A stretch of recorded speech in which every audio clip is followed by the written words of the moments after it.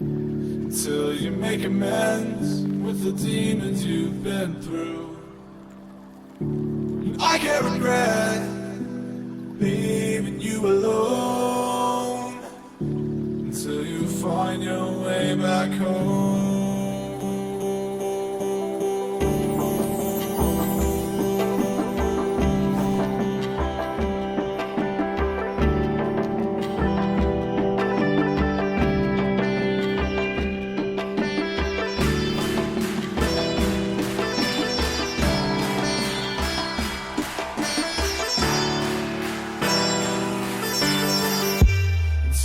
Find your way back home.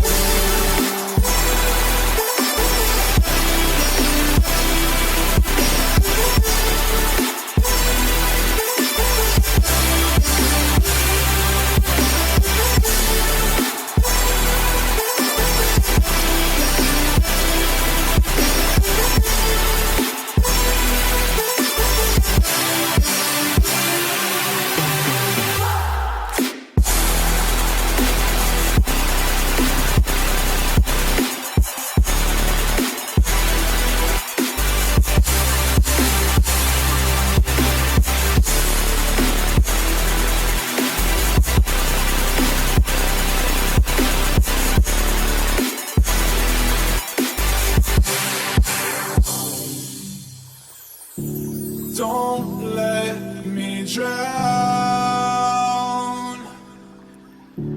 Don't let me drown. Don't let me drown.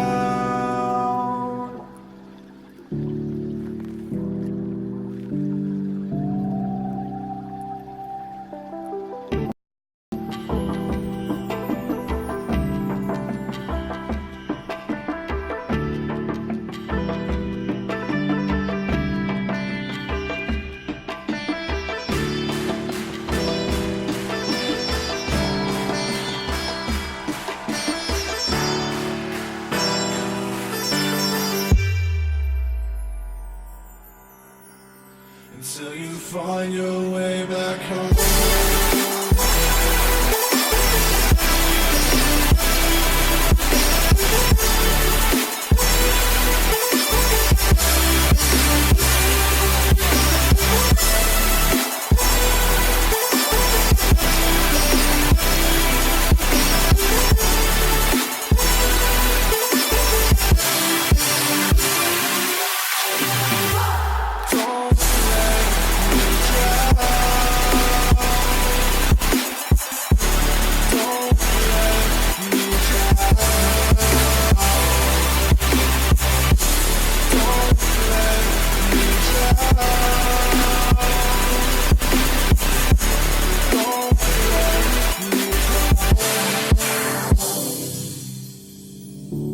I can't regret leaving you alone until you find your way back home.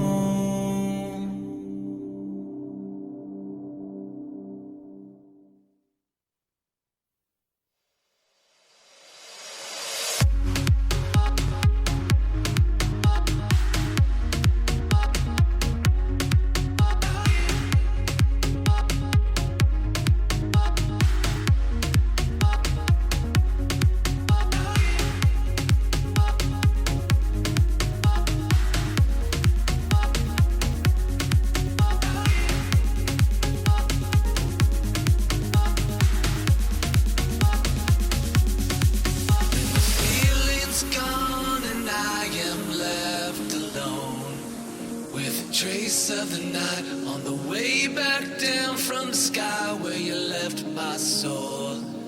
Can you help me fly? I can't resist, 'cause you have got a hold on me.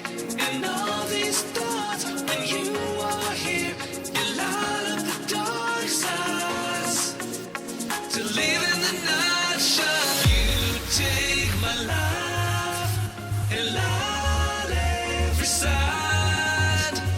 You fade the dark inside. The living night shines.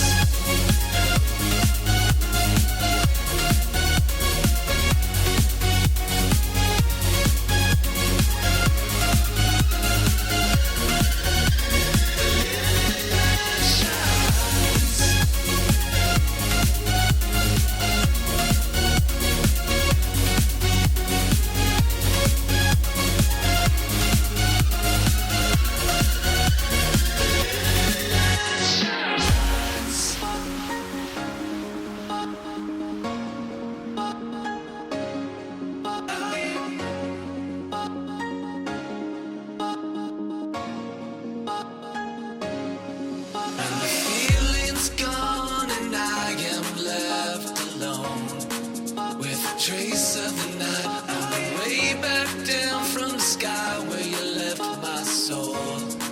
Can you help me fly?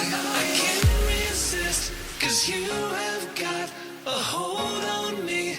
And all these thoughts, when you are here, you light up the dark sides. To live in the night shine, you take my life and light every side. You fade the dark inside. To live in the night shines.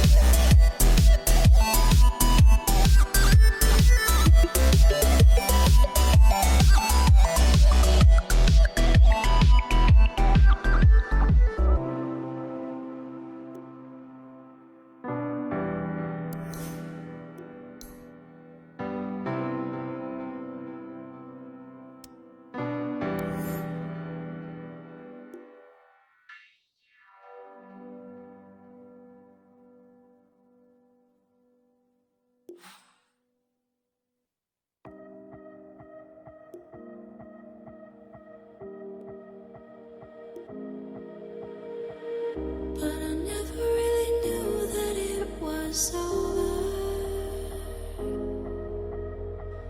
till the quiet and the echoes became colder.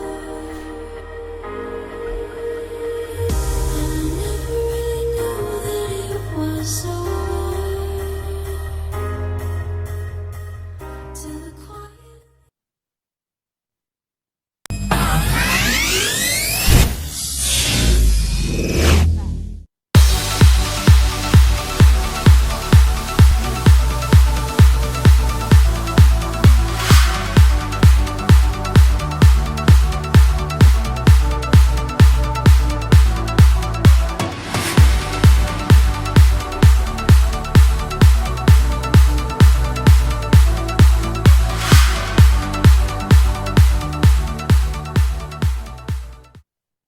Ladies and gentlemen, welcome back to the Cobx Gaming Indian Esports Championship. My name is Vivek, with me is Cobx, and we've got Go Figure Red on the Radiant facing off versus Aggressive 5 in the Grand Finals. It is a best of 3, and there is a new patch at play, but more than anything, there's a prize pool of 2,50,000 to be won, with 1,20,000 going to whoever comes in second.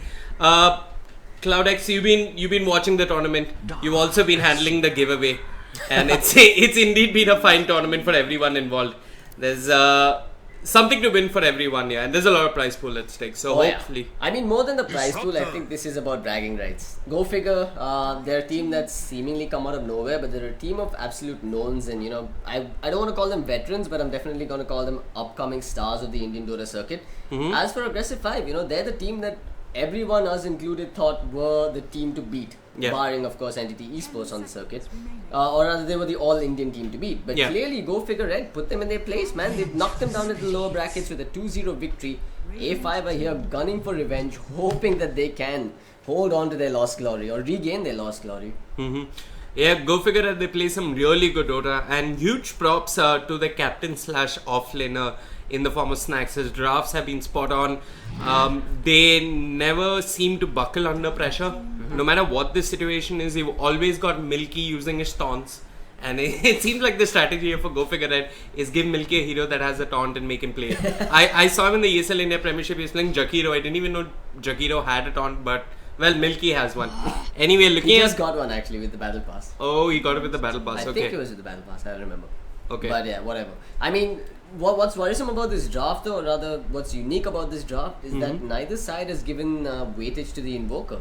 Now, we know how Archmage is Invoker God, really. I mean, that's one of his strongest heroes, if not his absolute strongest hero. Go Figure had chosen not to pick it up in the first phase, despite Aggressive 5 not banning it out.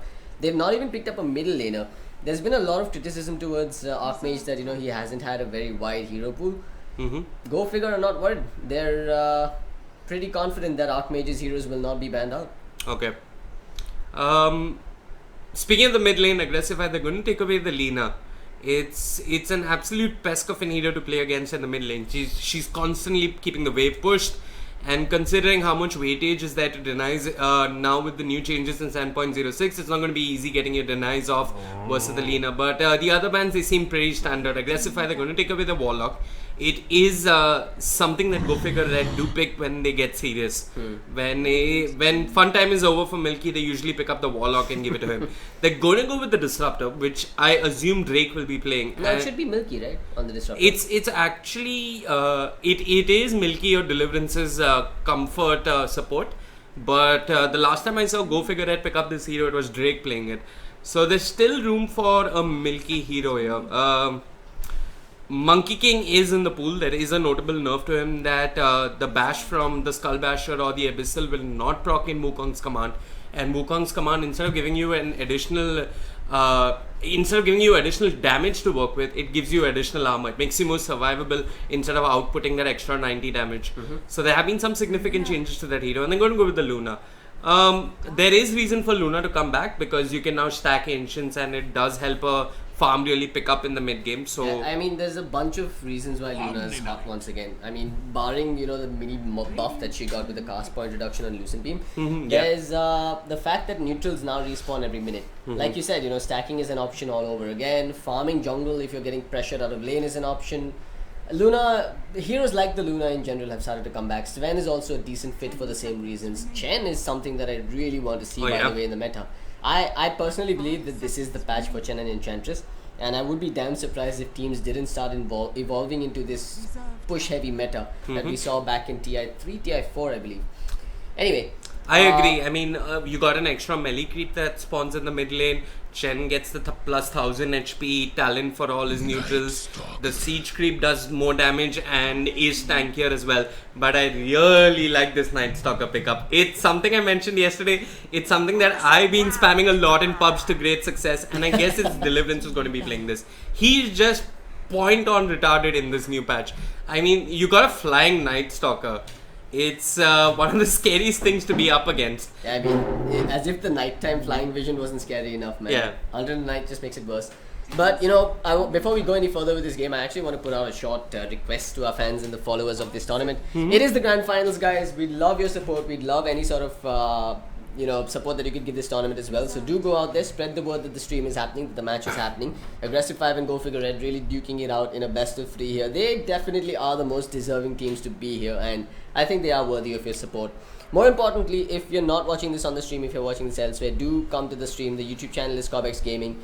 Hit the subscribe button on the channel at the very least.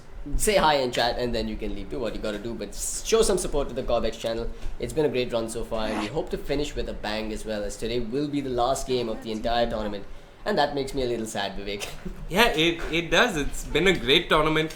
It's been filled with great Dota, and barring a few controversies it may or may not have had, I think these are the two best teams out of the entire tournament. And I know it's a little bit too early, but I want to ask you, who do you think is going to take it away? Oh, Who do you think is the better side? Let's not go into the draft. Who do you think is the better side and why? You're gonna put me on the spot. I'm going to put you on the spot. I think it's such a tough call, right? Because Aggressive 5, I still don't think they're a bad team by any stretch of the imagination. No. But And who's the better team? It's such a tough call. I don't think there is a better team in general. I think Right. it really depends on what they ate for breakfast and what side of the bed they woke up on. Right. Both teams really have it in them. As of now, we know the Go Figure have proven themselves to be the better team. But I think on a good day, Aggressive 5 could take the win as easily. Mm-hmm. But one thing I'm fairly certain about is that we're going to 3 games here. Really? Yeah, I don't think this is going to be a stomp. I definitely think we're going all the way. And, the team that wins here will have proven that they are the team that adapts to patches better. Because this is the first time these two teams are facing off on the new meta. So it's a whole different element of Dota where, you've got to be the better strategist to actually come out on top, in addition to having better team play and mechanical skill. Okay. So a lot of pressure on both teams and their respective captains. Who's the better strategist? Who can adapt better to the patch? Who can adapt to a game where you're playing against heroes you've not played against in ages? Night Stalker, haven't seen that hero in ages. And even Bristleback. I mean, sure, we picks him up in pubs and has his Weeha moments with it. But we haven't seen Bristleback in a while. And the thing about Bristleback is, I assume he's getting picked up because he's a strong laner. And if he doesn't have that good a time in the lane, come mid-game, he's not the most useful. Sure, you can use Nasal Goo, the armor stacks. Maybe you're doing a little bit of AoE damage as well with the Quilt Spray. But it remains to be seen. This is also one of the first games on the side of Aggressive 5 where I'm seeing an off-laner. Oops. Where I'm seeing an off-laner that's not going to be the primary source of initiation. We won't be seeing Bartosai on something like the Axe or the Nyx or the Magnus. We're going to see him play the Bristleback, I presume. Unless this is an off-lane Omni Knight and a position 1 Bristleback. So, yeah. I do think this is going to be a position 1 Bristleback and an off-lane Omni Knight. My gut tells me that's the way they're going to go. I don't really see that core Venge working out too well for them. But at the same time, you don't really have that babysitting support. We've spoken about this time and again. You need a roaming support and a babysitting support to make the best out of your laning stage. Go Figure Red, however, they've done that. They've got themselves a Disruptor and a Night Stalker, but that's where the Treant Protector really adds value. Treant is amazing versus the Night Stalker. Absolutely. When you've got a hero diving past your towers and you give them a layer of survivability with the living armor, you've almost, made a perfect setup to counter kill the Night Stalker when he's making these aggressive plays. They don't have a support with a straight stun, so landing those stun strikes on top of a Night Stalker rotation are significantly harder than, let's say, an Earth Spirit running around the map, or even a Monkey King for that matter. I don't see too much synergy in the Go Figure Red lineup in the early game stage, but their sieging potential is absolutely insane, man. You've got a Darkseer for counter initiations, you've got the Glimpse pick off to start the fights, and an Alacrity Luna with Mantis Cell sieging. I'm scared, man. I'm scared for what Aggressive 5 does when it's high ground time. Yeah, there's a good amount of physical damage coming out with the Luna, and maybe the repel might not be enough. The draft coming out from Aggressive 5 gives me the idea that they want to just put Bristleback in the front line, drop the repel on him, and hopefully slowly get the objectives and real estate that they're looking for. Negi has got the puck. Looking at the mid bans coming out from Aggressive 5, they did ban out the Temporal Assassin and they banned out the Lina, so maybe they wanted the puck all along. They were happy to not pick up Invoker as the last pick. They were very clear that they wanted to pick up the puck. Maybe there is some game plan behind all of this that we aren't privy to just yet. But Archmage gets that Invoker. And like you point out, there's a lack of direct lockdown for the Invoker to set up with a couple of Sunstrikes. Yeah. But there is potential, if nothing else, with the Night Stalker. I mean, it requires a little bit more skill. True. I guess you can count the what do you call him? The Disruptor as some form of lockdown. I mean, sure, Canary Field is not the best at setting up Sunstrikes, but in the overall scheme of things, when it comes to mid-game team fighting, I think Disruptor's got it, got the lockdown and the CC covered at the very least. Prepare for battle. Okay, just setting up the hotkeys. Yeah, good to go.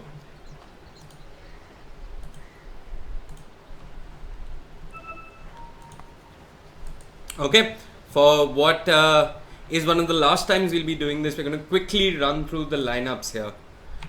And I'll start out with Team Go Figure Red. A lot of people ask, are they Go Figure or Go Figure Red?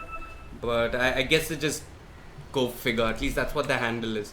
Anyways, we've got Kapi Kumara on the Luna, Disruptor being played by Milky, Snacks playing the Darkseer, and Archmage on his trademark Invoker. And that leaves us with Carrier Feed, which is Drake, if I'm not mistaken, on the Night Stalker. Alright, on the other side, you've got Flare aka Pasol on the Venge. By the way, an aggressive smoke coming out from them. Smokes haven't been dispelled, they just timed out there. You've got This Is War handling the Tree and Protector. Jintaman gonna be playing that Bristleback. Puck's gonna be in the hands of Negi, and Omni Knight will be played here by, well, ... That's Pasol. Yeah. No, Pasol is... Oh, sorry, that's Bartosai. Yeah, that's Bartosai. So it's a safe lane Omni Knight. Yeah, I was just gonna say that. It's a safe lane solo Omni Knight. What has he started with? Nothing so far. Should consider scaling up the Rebel here if he doesn't want to die, but I guess he's okay. He can just juke his way through. Okay. Both sides contesting the bounty rune. Bartosai, questionable move actually going for his own bounty rune there. Knowing that there was no one and knowing that there was going to be gone. A Sunstrike hits him as well. He doesn't quite die. One more hit and a Thunder Strike. It's still not enough. Value Poor Man Shield. And value bonus armor from under his tower as well, actually. Yeah. And this is a base trip to start things off for Bartosai. No shrines available either, so he has to walk all the way to the fountain. Aggressive try coming out from Aggressive 5. The route is there with the Nature's guys. Not sure if they have enough to bring down Snacks just yet.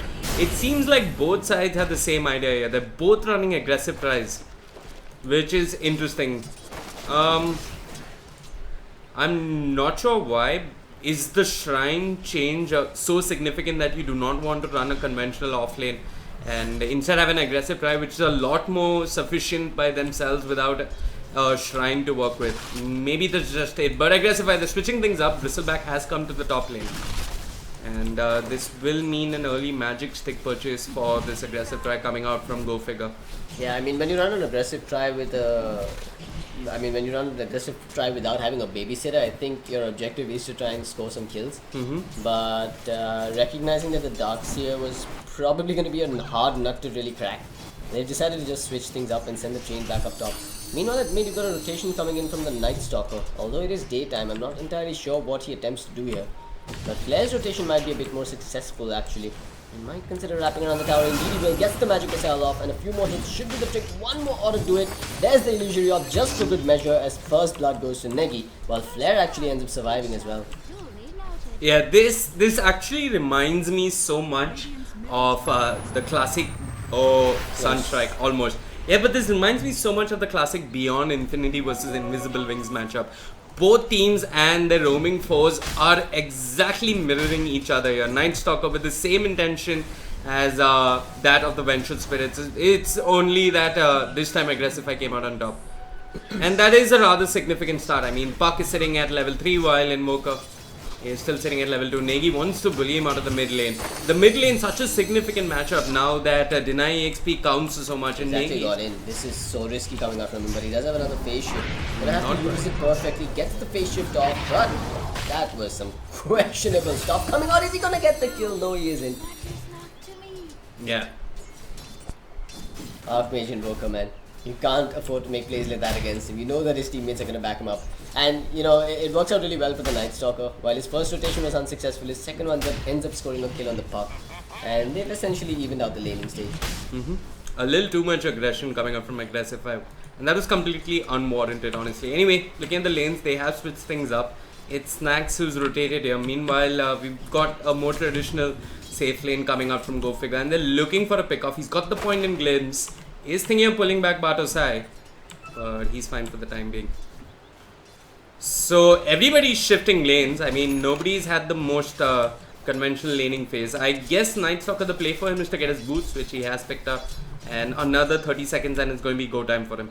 Yep, he's level 3 as well, so 2 points into the Void are available. They should be able to score some kills in the back of this. Your Fields running forward. They don't have the glimpse range just yet, but now they might. This could be trouble for Omni Knight. He gets slowed down. That cast point on the Lucent Beam, allowing them to get in closer. One more hit will do it. Go figure. Their tri lane works out better this time around. And this is despite Aggressify having vision with this Observer here. So I think Batosai should have been ready for that play. But yeah, gets picked off nonetheless. And yeah, we were having this discussion earlier on, like who's going to win this, who takes this.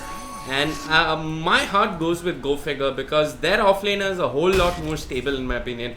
Batosai is good, he's really good, and sometimes his initiations are beyond ordinary, but sometimes he just gets picked off like that. And he has his off days, while Snacks, he doesn't go for those Light of Heaven black hole plays, but he's a lot more reliable. Makes more frequent reliable plays than one extraordinary one. Anyway, Milky, he's getting a pull off, and Batosai trying his best to contest it. Doesn't know where the Night Stalker is. It is night time, but guess he's fine for the time being. This is one of those games where I think Aggressive 5 needs to have the better start. We spoke about how Go Figure are going to be an amazing sieging machine coming out in the mid and late game phase. They have to be able to slow down this Luna. They have to be able to stop the Invoker from getting free levels. They might just get this kind of Disruptor. They're going to get in range with Flare coming for the Magic Missile, but he gets fogged there. And will be forced to back away. Yeah, I agree with you. I mean, there's a lot more pressure for Aggressive 5 to have a better early game. Because I don't see the Bristleback being able to stand up against the Luna as the game goes later and later. I mean, Luna scales a whole lot more better than the Bristleback, so they need to have a better early game. Speaking of which, top lane, we've got a dive coming out from the Night Stalker. He did fly over the trees, so that is on cooldown. The Sunstrike is there, will whiff, and it might look like Snacks might just end up falling. It's a kill split by 2 there. You don't dive Bristleback. Bristleback dives you, man. Yeah. He's got 2 points into the back, he's got a magic stick, and he's got an absurd amount of regen already picked up. I like the choice of him going for the hood straight off the bat here. Look at the absurd amount of magic damage coming out from the Go Figure lineup. Having that hood is going to be an absolute value add when Go Figure comes knocking. I agree. Any other thoughts on his itemization coming out from the Bristleback? We'll have to hold that thought though, because I think they're going to go for a kill on the Omni Knight. Actually, they're going on the Disruptor by the looks of it. They're chasing the Luna as well. This kill definitely could be huge for Aggressive 5. Not sure if they have enough damage to bring down the Luna. The DJ Nora is kicking in. This is what does have opportunity for another route. It will not clip, but Negi comes in with the haste. Yeah, they got the Orb of Venom hit anyway from, I think this is Warrior. They got the Orb of Venom hit that allowed them to get that extra auto attack in. Negi, sensing the need to make plays early on, rotates all the way to the offlane to score a quick kill on the Luna. But speaking of rotations, we got a Night Stalker. It is night time, and Batosai is attempting kill. They got the Lucent Beam as well as the quick nuke coming up from the Night Stalker. The Living Armor does keep him alive for the time being. Kapi Kumara giving chase. There is nuke number 2 and a Sunstrike. He's left the Omni Knight and changed targets. He wants the Treant. He's got no mana regen, but he's giving chase. Juke! And he's been juked. Oh man, that was clutch. I'm not sure why he left Barto's side to get out of there, and 5 minutes have passed. There is a shrine that's available. Yeah, he blew his TP, but that's okay. He's got the shrine, so he doesn't need to make a base trip. In fact, they might be able to turn around and score a kill now on this bottom lane. There is an invis train, but Luna's gonna have to overstep a boundary to actually get caught by that one. Nilki once again pulling the creep wave, but Bartosai, I mean, he sees an opportunity to steal the stack, and I guess he's just going to do that. There's no real way that a disruptor can contest it. He's trying his best to get as many denies as possible, and does take that 30% EXP that he gets. So Puck is winning the mid lane quite hard, which is good for aggressive 5. He's even got the infused raindrops, while Archmage is searching for his Midas. Is going to be a while before it comes online. So they are doing better in the early game. They've scored a kill on the Luna. Bristleback managed to pick a quick kill on the Darkseer. All around, aggressive 5 seem to have the better start, but only by this much. Carrier feed, he has rotated with the Arcane Rune. It's not night time and he's not yet level 6. Bartosa has got those Arcane Boots as well. Root onto Deliverance there. Turns around, they've got the Dream Coil coming out from the Puck. Johnson with the Orb scores the kill.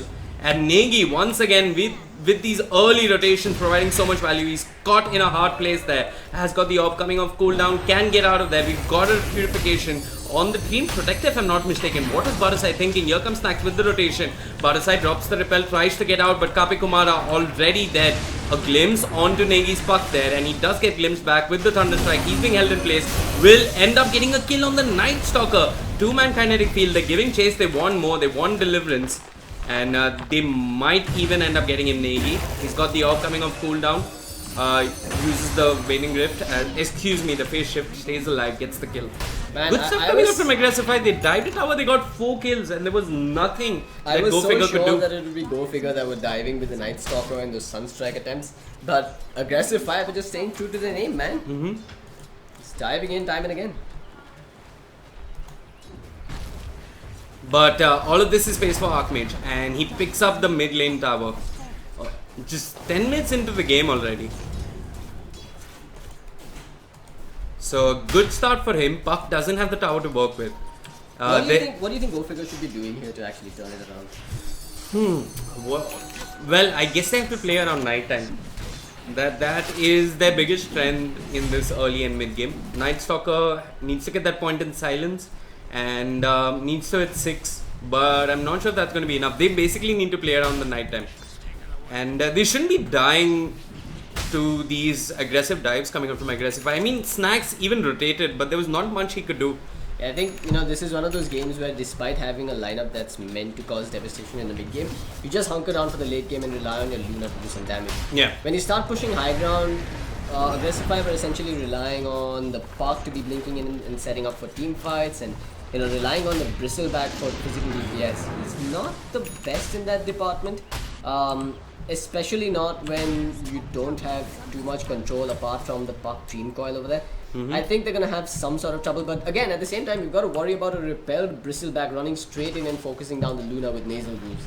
So it's really a catch-22 situation where it could go either way. Whether if they start playing aggressively in the mid game phase, Train could turn it around and counter gang Go Figure right away. At the same time, if they go too late, they're gonna have to deal with a really fat Bristleback with free magic immunity, courtesy the Omni Knight.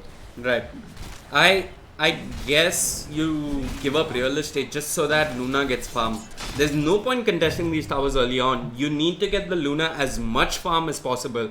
So what I'd be looking for from Go Figure is a little bit of a defensive vision, a couple of stacks so Luna can accelerate a farm, and maybe even a pick off or 2 like they're attempting to do on Negi here. But Negi turns around with the Veil, with the Orb, and Kapi Kumara wants to give chase, but the coil is there holding her in place. Yeah, I don't know what they were thinking. You really can't score a kill on a puck with just a Luna and a Darkseer. Neji didn't even bother with the defensive orb, if you notice. He knew that he could just dish out damage with that Veil.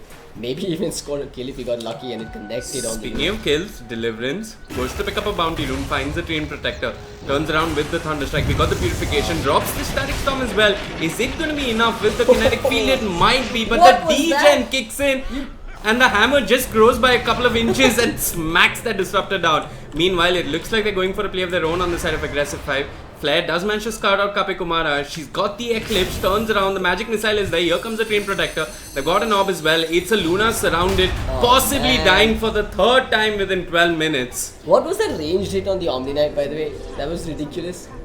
Yeah, That needs to be patched out. I don't know if that's a bug coming in the latest patch or if it was something that came out. Yeah, that's been around for a while, but that's absurd. But yeah, Luna also a little. I think she sort of had a panic attack over there where she popped the Eclipse just as she was about to die. Didn't really get any damage done, didn't take anyone down with her. And I mean, even if that Eclipse came off in time, I think the Omni Knight should have had the repel back online. Yeah, they had living armor. I mean, it would definitely help soak up some damage. Flair could have fallen, but Flair was quick to drop the magic missile and just run out of vision there. And they're getting another tower. Go figure it, they really have to avoid fights, get Archmage as much farm as possible, get the Luna some farm as well. What's the jungle looking like? Have you got any stacks to start things off? I mean, at this point, A5 are like a freight train that's just running straight through Go Figure. 10 to 13 minutes in, pretty big net worth lead going their way as well. Good EXP advantage in their favor. The one thing that freight train hasn't been able to ram into is the Invoker though. He's at 6,000 net worth, he's at a decent level 11. In fact, he's still slightly behind the puck, and this is despite having a Midas. So, in the overall scheme of things, I think A5 are still doing really well, but they've got to keep their eye on Invoker. We know what a farmed Archmage Invoker can do in the middle late game phase. I guess the player for Go Figure just to hold on until the 25-30 minute mark without Luna dying any further. And maybe that's when the lineup really comes together. Also, Archmage needs a couple of points in Vex just to provide that much more teamfight control. And Snacks, he's still looking for his mech. I'm a bit surprised about this. He was laning for all purposes versus a solo Bristleback, and he's not as farmed as he should be. Meanwhile, Archmage and the Night Stalker, they are moving on to Negi's puck here, but here comes This Is War. And with the coil, this should be a quick pickup. It's a mega kill streak for Negi.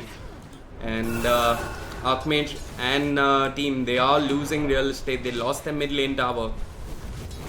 Game is hard. I say you drag the game as long as possible. Get Luna as farmed as possible. And it seems Luna's going for the MOM. She has no real stacks though. And that is a point of concern. I'm not sure if this Luna is going to catch up. In terms of net worth, she's even behind the Darkseer, who went to the offlane and isn't that well farmed himself. Still searching for that mech.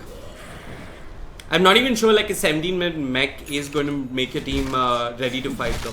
It's gonna help. It's gonna help. I'm not sure if it's gonna be enough. I think the major issue though is how do you deal with that Bristleback at this point. I don't see anyone on the side of Go Figure that's capable of killing him. Okay then, casual flying Night Stalker. Give the man a gem and Treant has nowhere to hide anymore. But I think right now the only real way of dealing with the Bristleback is the pure damage from the Sunstrike, and that isn't enough. That's a Hood Bristleback with maxed out back, even a Vanguard picked up now. A5 are doing the right thing. They know that they can't be stopped. They're consistently pushing down these towers, consistently taking objectives and advantages. At the same time, Go Figure are dodging fights with everything they've got. Even though it's nighttime, you can see that they're not making their rotation towards bottom to contest this tower. They'll take whatever money they can get and try and contest their own high ground. And rightly so, right? I mean, when you've got a Darkseer, Disruptor and an Invoker, your high ground defense is absolutely solid. Yeah, I agree. Then no shape to fight. The best you can hope for is make trades happen across the map and maybe find pickoffs. Did see the Dark Courier go down. Archmage, can he play the piano here and get a solo pickup? Seems unlikely. He's got just 300 mana. It's not enough to do too much with. Smoke time. They've taken down a tier 2 at the bottom lane. If they find a pick off here, especially on the Luna, they could just rush straight into the Rosh Pit and claim an Aegis. I guess they can rush into the Rosh Pit and claim an Aegis either way. I don't think Go Figure should even attempt to contest. I mean, no, I think... You think you... If you get a great static storm, maybe. A Rosh Pit is possibly the best place for Go Figure to take a fight, honestly. Right. If they have vision on the choke Yeah, point, what's vision looking like? They have this one cliff fort, but that's about it. And yeah, it looks like Aggressive 5 will move into the Rosh pit. Not the fastest lineup when it comes to taking Rosh, but with the Venge, it should be a little quicker. The scan does come out from the Radiant. Are they going to contest? So they are smoked up. Milky leading the charge. Even if they just go drop a static storm and force them back, I think that's done. They don't really need to contest Roshan per se. Just scare them enough. But to not. if they lose this fight, it could mean high ground for Aggressive 5. What's the HP like on Roshan? How much time left? He's still got a ways to go. The entire team of Go Figure has assembled here and they're going to go in. There's the vacuum, the wall connects onto the Bristle Back. We've got an illusion of the Bristle Back going to work there. A Meteor comes through, but the Repel has hit him. There's a defensive swap coming on. The Eclipse has done practically nothing. As we are going to see Milky going down to a Quill Spray there. It will be Aggressive 5 that steamrolls through this team fight. And it's primarily because the wall and the vacuum connected on just one. You said contest Rosh. You said this is where they're strong, but the idea was right, but they just didn't have any vision around the Rosh pit, which really came back to hurt them. I mean, Snacks tried to get the fight started, but it was a one-man wall. Yeah, you definitely need the vision advantage if you're going to play in the Rosh pit. Yeah. Well, Aggressive 5 back to doing what they do best, disconnecting at clutch moments. And it's always Batusai. It's It's Batusai or Pasol. They take turns. Both the Pune Today guys. I'm going to do it. Both the Pune guys. Yeah, so go figure they've lost Roshan.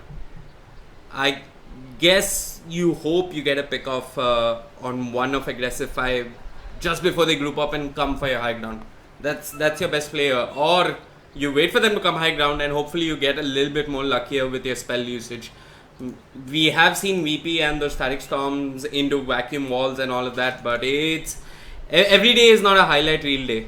And they need one badly right now if they want to come back into this game. 14-2 net worth lead of 4,600 in the way of Aggressive 5. They have done beautifully in the early game and they're slowly but surely taking control of the mid game as well. Luna, no farm, and it seems like it could be a while before she gets an item that allows her to do anything. Yeah. There was this whole masala of lane shifting going on in the start.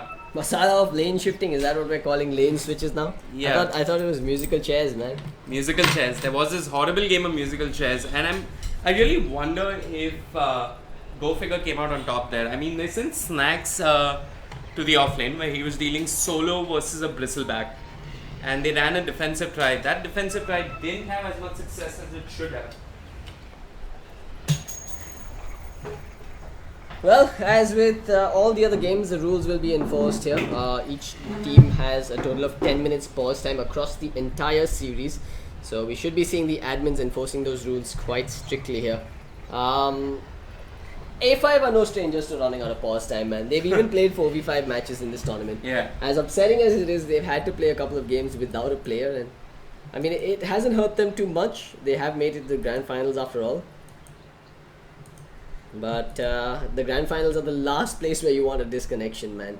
I mean, the difference between the first and second place is pretty huge. I believe second place gets 1.2 lakhs and the winner gets 1,20,000 and the winner gets 2,50,000. That's double, man. You're practically losing 1.5 lakh almost for not winning the finals. That's 10 questions on Kaun Banega Crorepati. That's insane. But I mean, it's what's really amazing about this tournament is that, you know, it had open qualifiers. Anyway, he's It back. was an all-Indian tournament. It's got a sick amount of prize money. And I've got to say, games have been happening on time. Yeah, games have been happening on time. Props to the admin, props to the back end, props to all those giveaways which have been happening on time. Easy money. Easy money. None of which we're getting. Anyway, easy Roshan. Lot of money. The Sunstrike is there. It's going to be split. Some Aegis picked up on an already unkillable Bristleback. Has he died even once this game? Nope, he's 2-0-3, yet to suffer a death. In fact, it's only been 2 kills on the side of Go Figure in the first 18 minutes of this game. It's, I'm not gonna lie, this is really an uphill battle for Go Figure. If they want to come back into this game, they're gonna have to make some absolutely flashy plays. When I say flashy plays, I'm looking at 5-man vacuum walls with static storms on top. And even then, you're not guaranteed a victory in team fights because Bristleback is probably not even going to die with that. And I mean, the more crucial bit is you have to catch the Omni Knight and silence him before he does work. He's got Bartos has a mech. exactly. He's got a mech. He's got a maxed out purification. He's getting points in for the bell. 18 minutes in. He's loaded, man. His couple of deaths really can be shrugged off for the amount of money he's now picked up. Anyway, Darkseer, no blink dagger, so positioning is going to be fairly difficult for him. While Night Stalker, that Aghanim Scepter is an absolute pipe dream at this point. Where did it go wrong for Go Figure? I guess huge props to Negi. His rotations really helped his team shut down the safe lane. That was one of the things. And also Go Figure, well, they pretty much rotated everyone to the safe lane to try and win a fight, but everyone just ended up falling. And then with everybody of the map for a good 30 seconds, Aggressive had enough time to drop a ward behind the safe lane tower and bring it down. Which is when you pretty much wanted Luna to catch up with farm in the jungle, but the jungle was no more a safe place. And this Night Stalker, he's not bringing much to his team. I'm not sure what he's meant to do here. I don't want to just entirely blame the draft here, but I'm not going to blame the draft, it was the laning. I think the draft did have a part to play as well. You know, we spoke about how their early game is going to be lacking. They're not going to be able to get those Sunstrike rotations that they do so well with their roaming supports. They didn't manage to get any of those going, which means that A5 gets the early game advantage, and this is a team that's rather disciplined, I have to say. Once they get that advantage, they just continue to force the issue, shoving and twisting the knife in deeper until they've actually bled them out enough. And that's what they've done here. Taken almost all out of towers and going high ground with an Aegis, a Hood, and even some physical damage evasion on this Bristleback. How do you kill him, man? How are you? I see no way that they can kill him anymore. Let alone twice. Look at that. You throw a couple of nukes at him, he just gets a few from his back, runs away from the EMP, comes back to win some defeat. Gets another heal. Even what? Okay then. They even whiffed on the vacuum there because there was a repelled Bristleback standing on the front line. Sonic Storm on himself, goes for the puck, does get the puck in there, you get the wall off, the Eclipse is there as well, so they're doing some decent damage. Negi is down and Jintaman is making a run for it. They really don't want to sit and fight without Negi by the looks of it, but I mean, he's just turning around with his back facing them, doing some quill spray damage. Sunstrike hits him in the head, but they have a purification and a living armor here. Heal him, man. Badosai, heal your ally, what are you doing? I think Badosai is going to end up falling here. Yeah, Night Stalker with the silence should be able to give chase, but where's the follow-up damage? The nuke is there. Here comes Paddling, 3-man vacuum with an EMP on top.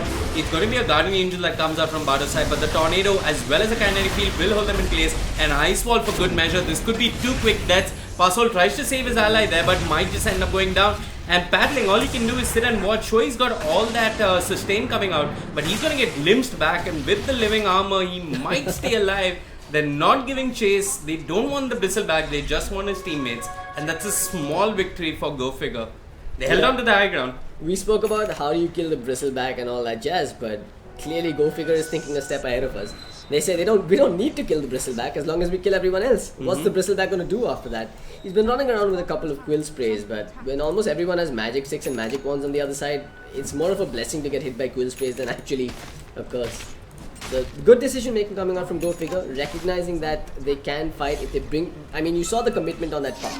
They brought down the puck, knowing that there's no more control left in the team fights. They just continue to push forward and find pickoffs, keeping their distance from the Bristleback. That's all they really needed to do. I'm impressed. Go Figure are not out of this game just yet. They're bringing the graphs back closer to each other. They're already breaking even in terms of experience now. And A5, I think they might have whittled away some of that advantage, but hey, they've got a full solar crest now and an Aegis. I think one of the bigger problems is that the Bristleback is building only tanky items.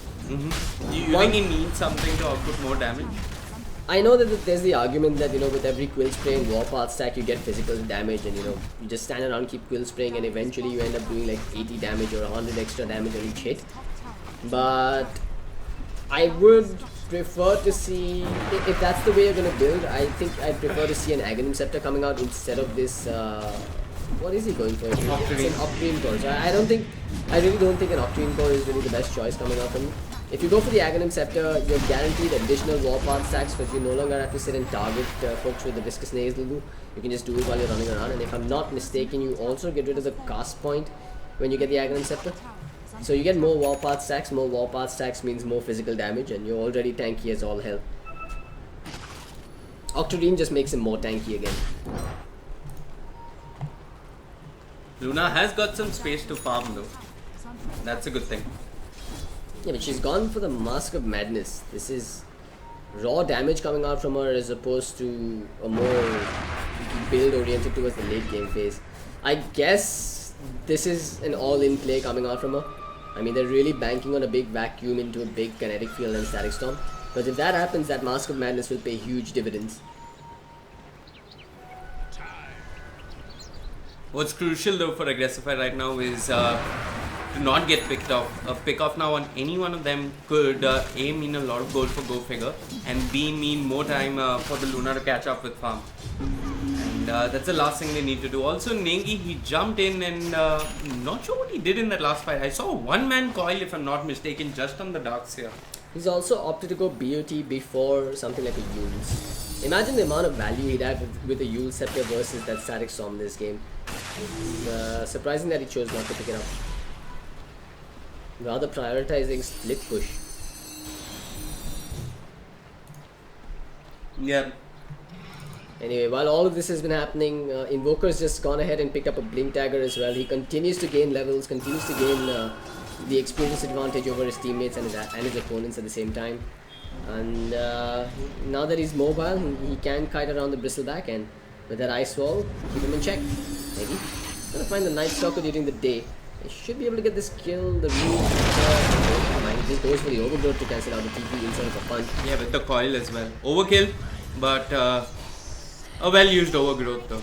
No, I disagree, man. I think a punch would have done it. Punch should have done it, but he didn't have vision, so he wasn't sure and panicked. But Negi dropped the coil as well. 50-second cooldown, I guess that's okay. That's actually more than okay for Go Figure. They paid out a coil as well as a Overgrowth for a Night Stalker in the daytime. And all the while top lane's pushing in. Middle lane they're getting a little bit of farm on that Luna. And yeah, she's actually going to have a Manta style by the time the next base defense commences. The Aegis has timed out now. So they're pushing without an Aegis of the Immortal on the Bristleback. They're going to get some extra tower money as well in their bank. Invoker is making it back in time to defend this. So no buyback on the Luna. Archmage doesn't have buyback either. Night Stalker does, but that's about it. Anyway, we got the Tornado and the EMP with the Ice Wall, catching Gintman out of position. They drained his mana. We got the Vacuum Wall. It's on to tree. Negi jumps in. Static Storm on top as well, and there's a pause at the worst possible moment. Oh, so what I see is Pausol. Might as well just name him to Pausol, man. pause hole. He disconnects at the worst possible time, but there's a Guardian Angel pop by the Omni Knight. The Static Storm has caught out 3 heroes by the looks of it, but that Guardian is going to allow them to tank up a lot of this damage and regen through most of it as well. But he got magical damage coming out from the Eclipse. Which should do the trick. That and the Static Storm actually, they should be able to do And there's fair still a damage. lot that Archmage can work on. He's going to do just that. Drops the Meteor on the Static Storm. It's a dead Butterfly for all purposes. They're moving on a battling. How do you deal with the Bristleback? It seems like they can. I do see a surged up Deliverance making a run for it. They can glimpse him back though, and he's thinking of doing just that. He's going to glimpse back paddling. Here comes Negi. Initiation number 2. Not doing too much paddling. Trying to stay alive. The swap even coming out from Pasol, who might just end up going down, and they can chase for more. It is night time after all. A few TPs are there. Aggressify will manage to save one of the teammates, but they end up losing paddling, and that's 250 gold going the way of Kapi Kumara. I am beyond impressed by Go Figure here. This is Snacks with that stellar initiation. decision making coming out from them, stellar initiation coming out. We spoke about how this high ground defense is so strong with the Darkseer and the Disruptor. Panic. Much panic, guys. I guess people are auto disconnecting. Yeah, and apparently we're gonna get hit by the plague as well. Yep. So we'll have to do a quick reconnect ourselves. Yeah, give us a moment, guys. We're just gonna jump back into the game. I'm not sure if this is a server issue or if it's actually an issue on our end here. No, I don't think it's an issue on our end. It happens in Dota sometimes. I don't know. It's been happening on Singapore.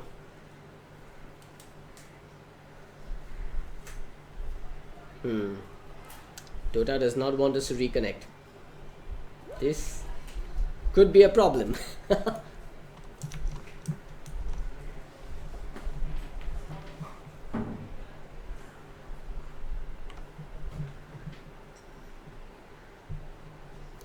Alright folks, give us a moment. We're going to try and resolve the issue and jump back into the game really quickly. Going to cut to a quick break while we attempt to resolve these issues. Stay with us.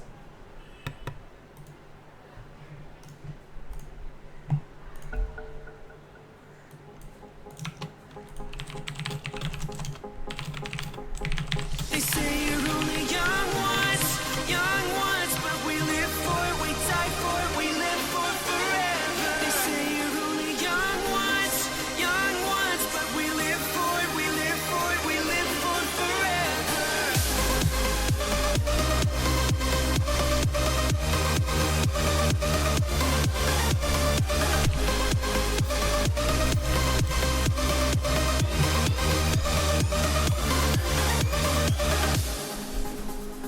meet you at the hideout, where we can dream again. I'll tell you all my secrets, wearing courage like a second skin. The kids are all dying, we're dying to believe again. Run through the open streets.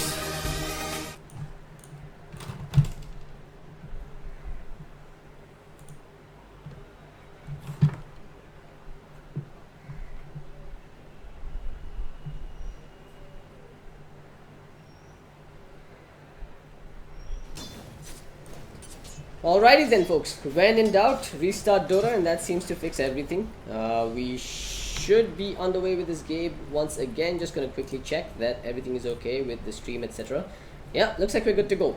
Haven't missed too much of action either. Just gonna quickly look at the net worth graphs here.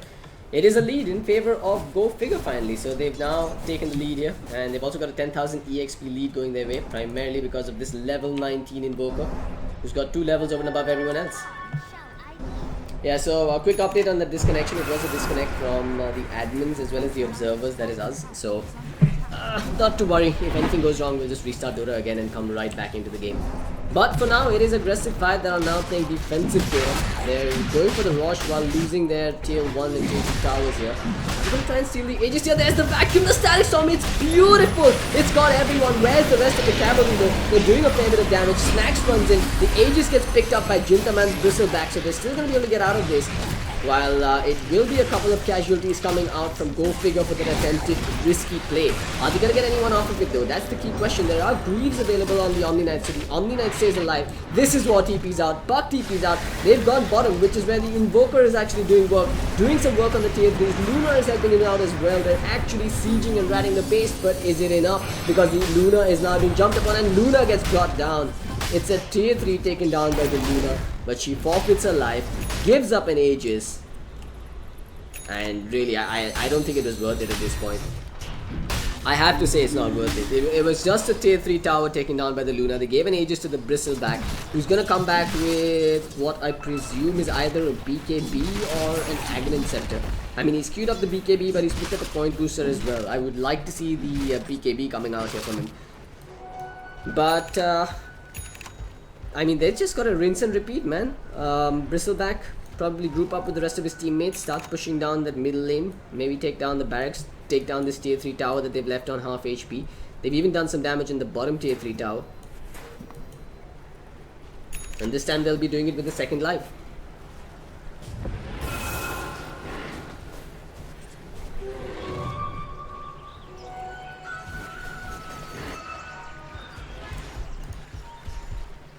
This is War. Has a gem on himself as well, so map control from A5 could be going their way before they actually jump up on the high ground.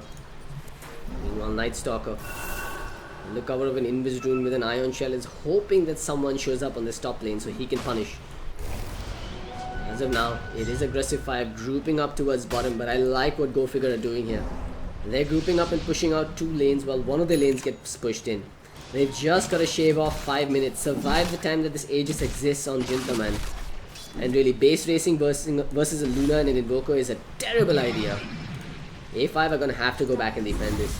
They know this. Negi's already in the fray. Does have the Dream Call to work with. What was that casual TP? I think instead of the Yules, he used the BOT there, and because of that, they're not going to get any pick-offs either.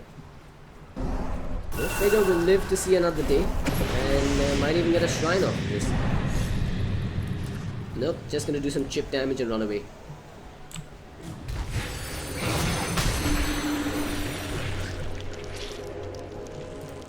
Probably a good idea to throw some living armors on that shrine right about now and get it back into fighting shape. Anyway, Invoker. He's now picked up a Scythe of Vice as well, so a little more control coming out for the Bristleback.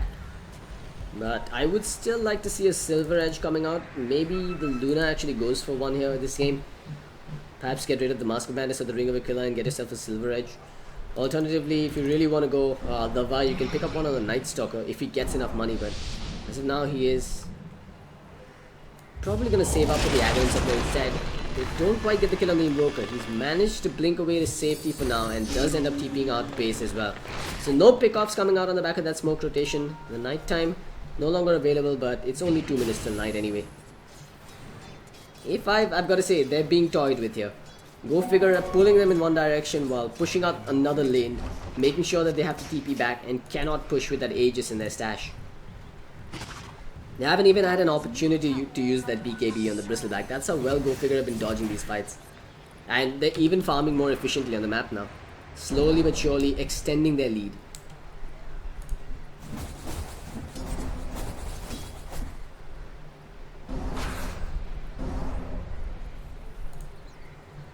Negi. He actually chose to go for the dig in this game. Ah man, I don't know if that was the best choice. You probably want to play utility Dota. Maybe pick up an Aghanim Scepter for the extended Dream Coil that pierces magic immunity. Or you probably even want to pick up some control items. Maybe a Scythe of Vice of your own. A Shiva's Guard perhaps.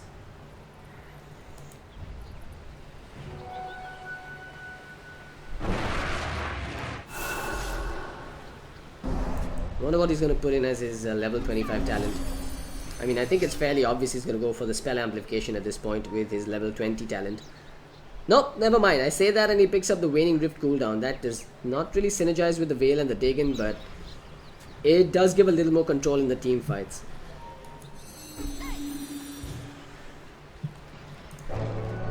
Aegis no longer available. Looks like it's been reclaimed at 3540, as Claire has pointed out. Lovely Knight meanwhile being caution pinged here. Does jump away for the time being, but if he can get far enough, he does repel himself. While Invoker is on the hunt under cover of that maxed out Ghost Swap. Well, almost maxed out Ghost Swap. A couple more levels to go.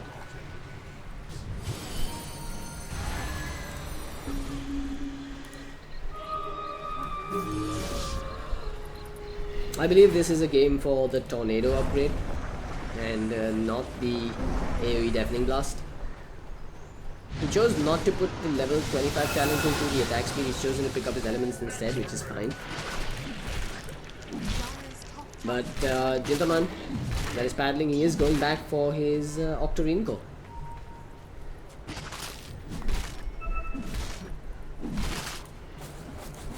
How's the Luna looking? Pretty damn stacked, I have to say. A Butterfly has been picked up. She's even got the Dragon Lance available for the extra range. The mobility that's going to come out with a completed Hurricane Pike, if that's what she chooses to go for, would be great. But for now, she's got the Skadi queued up. I mean, the best ways to deal with the Bristleback are either to make yourself more mobile or to make him less mobile. And both the Hurricane Pike and the Skadi fit either or of those two purposes.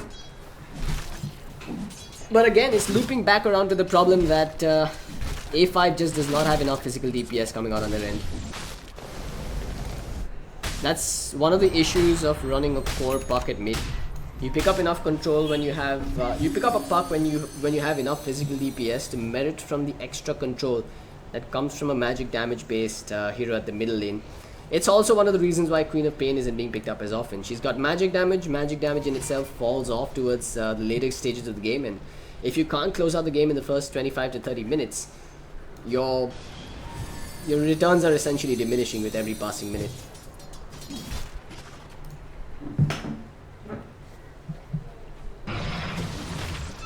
He is choosing to max out the Dagon here. Already has a level 3 Dagon picked up.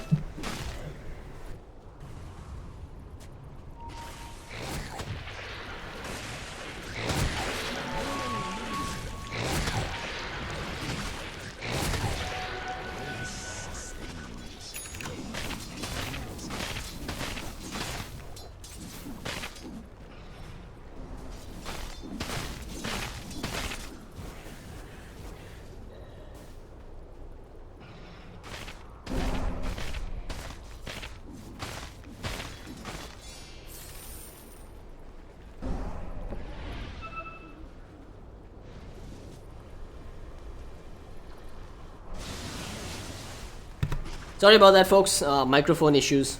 As most of you know, I have an adopted cat sitting in the studio here. So, cat decided to claw away at my wire. Lovely cat.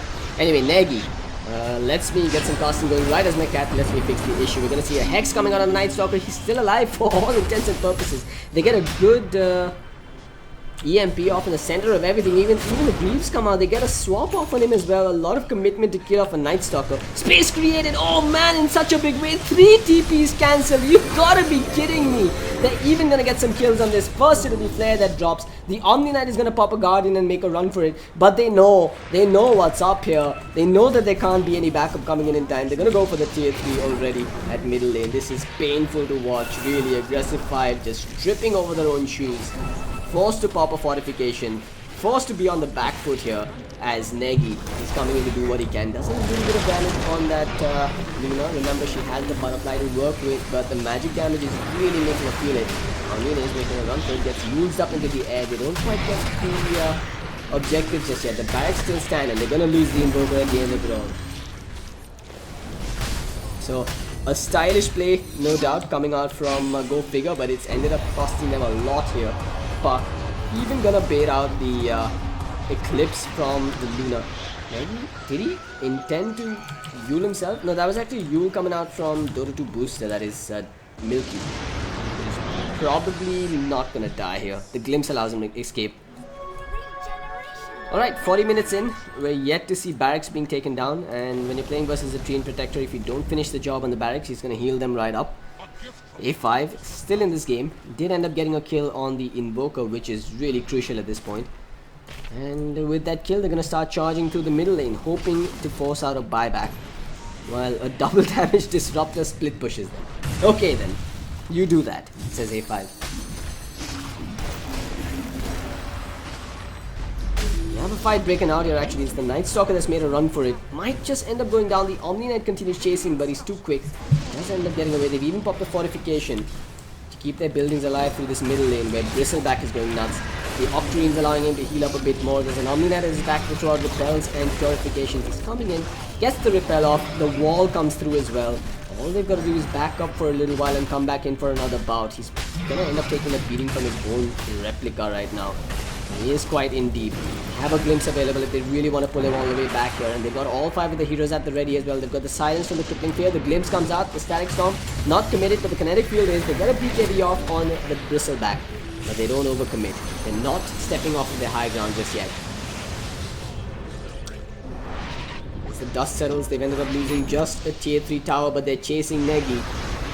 He does have the blink available in 2 seconds time, but Invoker is ready. He blinks forward, anticipating where the puck was going to end up. Puck goes to the north.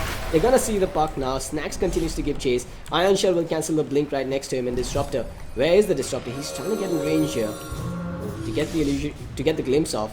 The Negi with the Duke ends up jumping into threes, but he's got no BOT. They don't know this though. They think he's TP'd out. This game is absolutely intense, I have to say, and truly is fitting of a grand final. Both aggressive 5 and Go Figure duking it out here, and for the first time this game it looks like Go Figure are going to be the ones to pick up an Aegis, while the cheese will be picked up by the Invoker.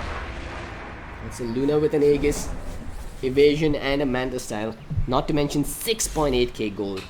It's pretty much a complete Scardio. You know, maybe it's time you ditch the Mask of Madness and get yourself a Satanic. Just build towards the ultra late game, considering you've already got an absurd amount of attack speed. Heck, you could probably even pick up or consume a Moonshot at this point. You get the bonus Night Vision, which synergizes well with a Night Stalker even if he's dead. Speaking of Night Stalker, his Aghanim's now almost complete. Really, I think vision is one of the most crucial things, or teamfight vision is one of the most crucial things you could possibly have in the ultra late game phase, and Night Stalker is the king of vision, especially in the night time. Luna is going for the Scardi, and indeed it's complete, leaving an ultimate orb on the floor. Is that a... yeah, she actually bought an extra ultimate orb by the looks of it and had to sell it off at less than market value from what I could tell. Kape Kumara making some awkward decisions under pressure, unless I saw that wrong. A5 are grouping up like they want to pop a smoke. They do have one available on the train protector, and given that it's almost night time, this might be a bad idea. When you're up against an Aghanim's Night Stalker and you come in under cover of a smoke, you're pretty much always gonna get spotted out. Your smoke will break while you're in vision of the Night Stalker. And I mean, look at this. They already know that they're up there. They've got that flying vision to see them up on the high ground. Snax is running all the way around, hoping and trying to find a pick-off. They'll go with the glimpse, pulling Jintaman all the way back here, but they don't really have damage. They're just creating space while the Luna and the Invoker will go ratting up on this top lane. This is where we should be keeping our eyes. Then we'll pan back towards the middle lane where a bit of a fight has broken out again. Back to the top lane. Luna's got the buildings down. She's already brought down the tier 3 tower. Has an Aegis to remember. Doesn't mind dying once while she's already baited out the overgrowth here and is already going for the barracks. This could be all she wrote for aggressive 5 if they can't mount a successful defense here, but that's where the Bristleback comes in. Into the fray, there's a double damage Night Stalker who wants the barracks come hail or high hell. They're gonna get the barracks here. Range barracks will fall, and well, so will the Luna by the looks of it, but scratch that, her evasion is actually allowing her to stay alive through this all while the Static Storm and the Vacuum Wall did get dropped behind. A Tornado clips too, sends them into the air. Luna, yet to die, comes back in for another bout. Remember, she doesn't have the light steal now. They're just gonna try and control this Bristleback.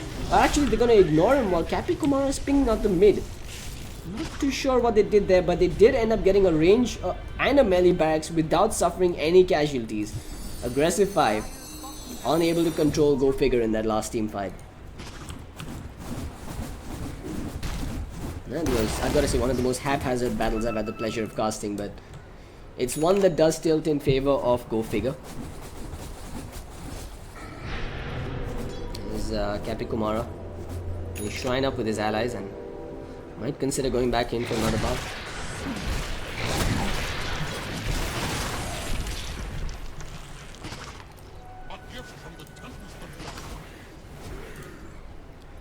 So Almini is actually gone ahead and picked up the Lincoln Sphere for himself on this Invoker.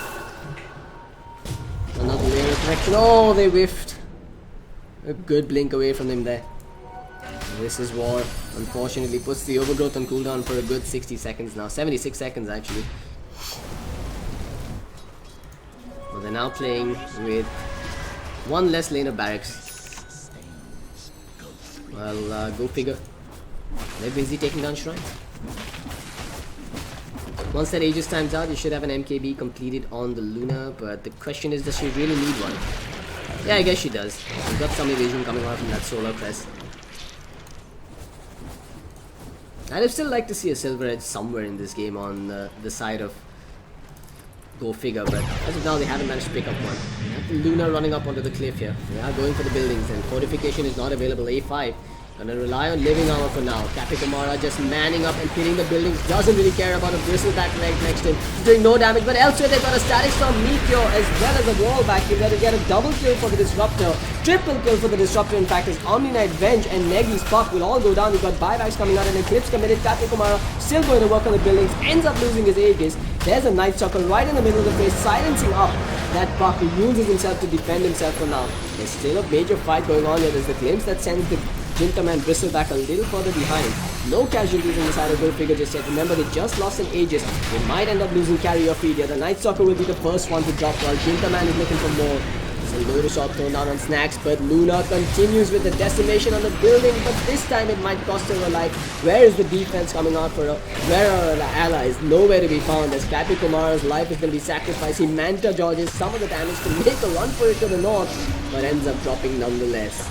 Invoker has come back into the fray, does a little bit of work on Jintaman. He probably shouldn't be here, needs to run, but the Lotus of deflects the Dragon back onto the puck, while the Overgrowth will now hold him in position. They will get the kill on the Invoker as well. Really overstaying their welcome here, but are they actually going to end up losing the puck here? No, the Static Storm does not connect along with the Kinetic Field. Well, Disruptor ends up TPing out. Snax is going to TP out as well. They managed to shave off some of the seconds on this death timer, but they've got a lot more than they bargained for. They got 2 lanes of barracks in total. They got the tier 3 at mid. They need to get this final lane of barracks to seal the deal and put aggressive 5 on the back foot. I've got to say, this has been one hell of a comeback from Go Figure. Aggressive 5 were looking unstoppable at one point, but then a couple of successful high ground defenses have put Go Figure right back into this game.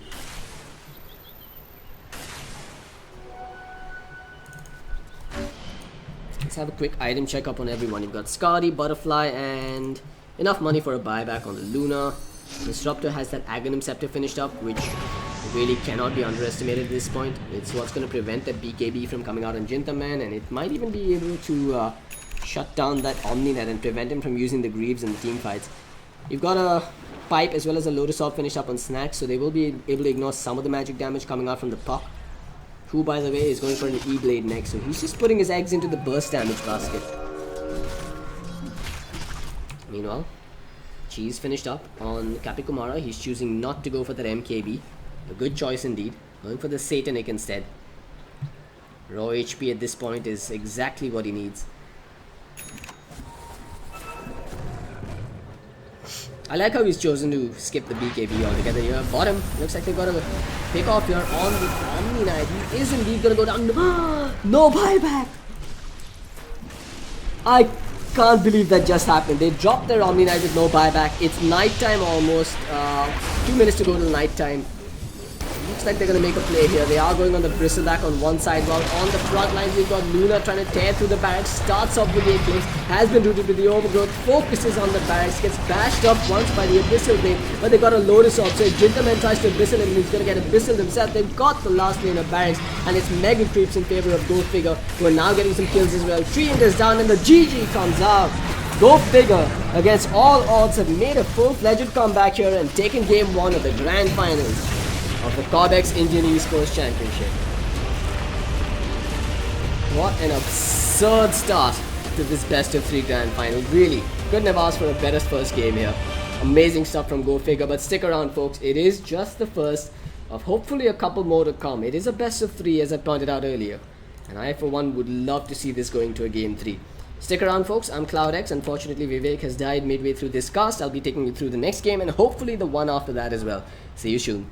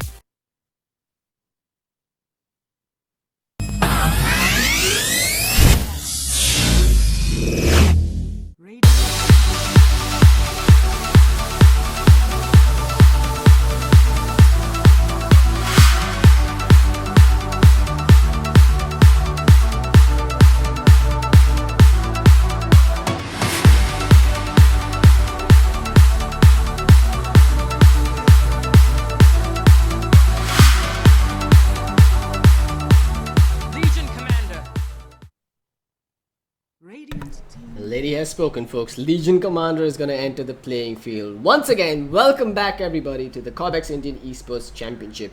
It's game 2 of the grand finals between Go Figure and Aggressive 5. I'm CloudX, my cat is Skill Vivek. He won't be joining for this one, but he might come back if we have a game 3.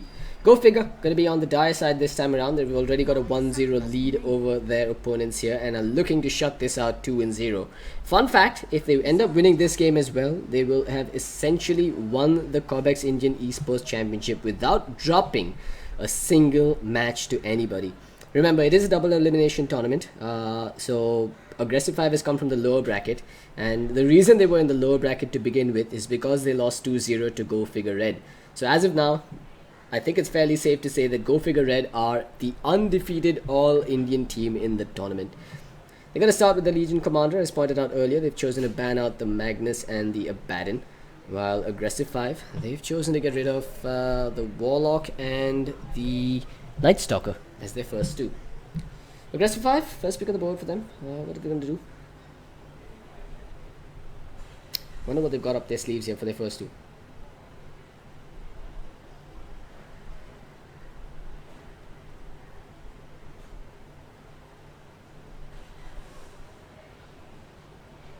We did see them kind of goof up their draft the last time around. Radiant team pick. They chose to run that Bristleback as their core, which I thought it worked kind of okay for the first few minutes of the game, but Go Figure, just superior team fight control on their high ground, and really, you know, if you don't give Archmage Invoker, I think you've also got to worry about Milky's Disruptor, or rather a Disruptor in the hands of Go Figure. They played an amazing high ground defense game there. Their Dota was flawless, their Darkseer and Disruptor coordinated really well, and well, their Luna made some really smart decisions as well to mow down towers. Let's see what they go with here. Aggressive 5 will be choosing to pick up the Axe alongside the Disruptor here as their first two picks. So I'm assuming this is going to be an offlane Axe and an offlane Legion Commander. Might even see aggressive tri-lanes being run here. Reserve time. You know, I hate to admit this, but I'm not too sure who comes out on top in an Axe versus Legion Commander matchup. I mean, Axe and LC both known to be really good in melee versus melee matchups, and while Axe has the easier time clearing out creep waves with the counter helix, Legion Commander does have the regen kicking in from the press the attack, which could be a really valuable spell to have given that shrines are no longer available in the offlane. There seems to be some sort of a glitch with Dota2 audio during these drafts, so apparently doing that fixes it. Anyway, you've got a Keeper of the Light coming out from Go Figure Red. We've seen them do this before as well. They're one of those teams that loves playing vision based Dota, and with the Night Stalker being banned out, having the vision from an Aghanim's Keeper of the Light could be so valuable in the mid to late game phase. And yeah, I mean, if you don't get the Night Stalker, you pick up the Keeper of the Light. That seems to be the philosophy here from Go Figure Red. 5 seconds remaining. As for Aggressive 5, Reserve time. what are they going to ban out as their next few bans? I mean, they've already chosen to ban the Invoker, so they're not going to let Go Figure get into their extreme comfort zones of having Invoker and Disruptor. Go Figure chooses to ban out the Juggernaut, thus restricting the amount of physical cores that A5 can now pick up. Lina gets banned out, so we're not going to see an Archmage Lina at the middle lane either, which leads me to believe we might see something unconventional here. Perhaps, I mean, the Templar Assassin is still in the pool, but it's risky, right? You've got enough damage over time coming out within the Disruptor and the Axe's Battle Hunger to deal with those refraction charges. And we have seen A5 running mid Venomancer to deal with Templar Assassin in the past. So they won't be against picking up Veno if they do choose to go with TA. Go Figure as a ban now, but the first pick after the ban phase is over will be in the hands of Aggressive 5, so if Go Figure bans out of Veno here, it's fairly obvious that the TA is on their minds. A5 has to simply pick up the TA for themselves. I believe we've also seen teams running the Storm Spirit in the past, so I wouldn't be surprised to see a Storm pickup. Team pick. But we do have a Life Stealer ban, so no Infest Bombs coming out with the Axe.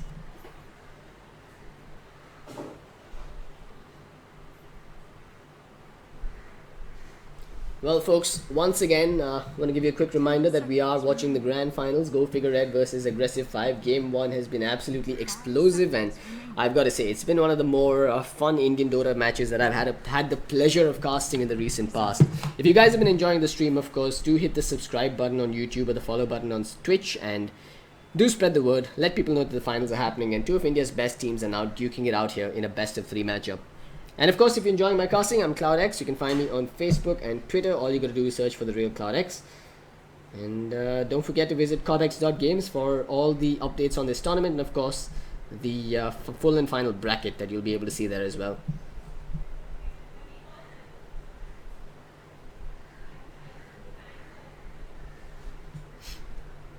I know that my prediction in game 1 was that we're gonna see this going to all 3 games. But I was kind of expecting A5 to take game 1. And then Go Figure just made a comeback right from the depths of hell.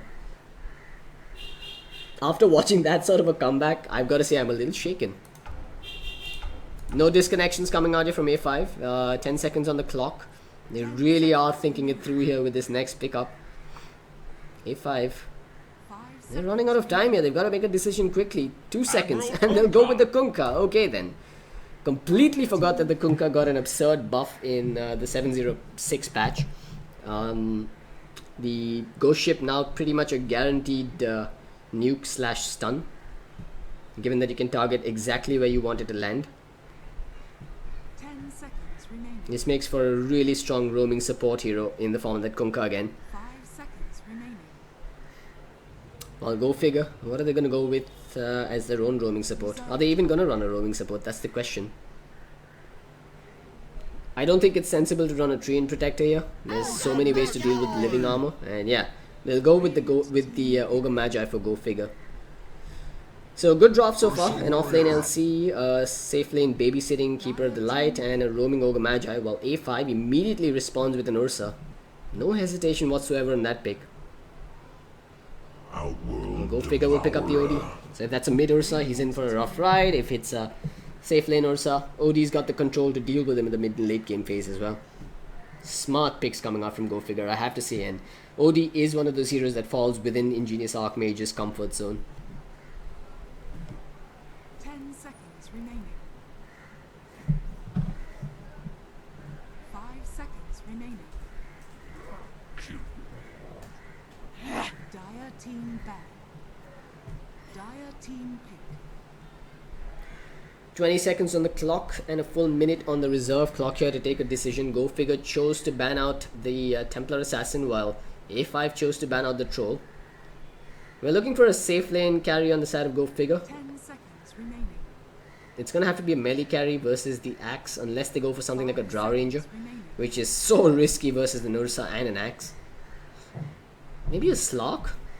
But A5 has enough to deal with the Slark. They've got the Call for the AoE disable, they've got the Disruptor for the AoE disables. Not to mention the Kunkka as well. Okay then, if it ain't broke, don't fix it. They'll go with the Luna. And this time around, to supplement the Luna's damage output, they've got an OD. So no Alacrity, but another source of damage nonetheless. And they've also got the Bloodlust this time to augment both the Luna and the OD. Gotta say, I'm in favor of Go Figure's draft right now. Although I am worried about their teamfight control, given that Ogre is really their only source of stun.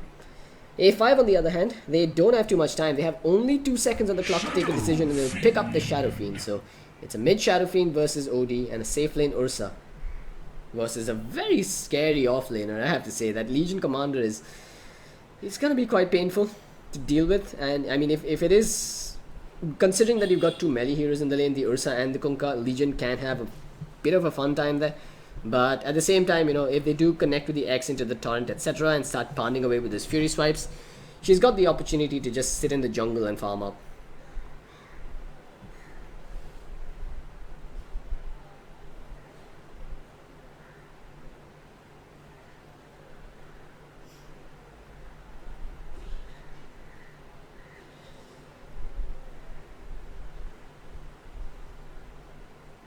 Seconds remaining. 5 seconds remaining.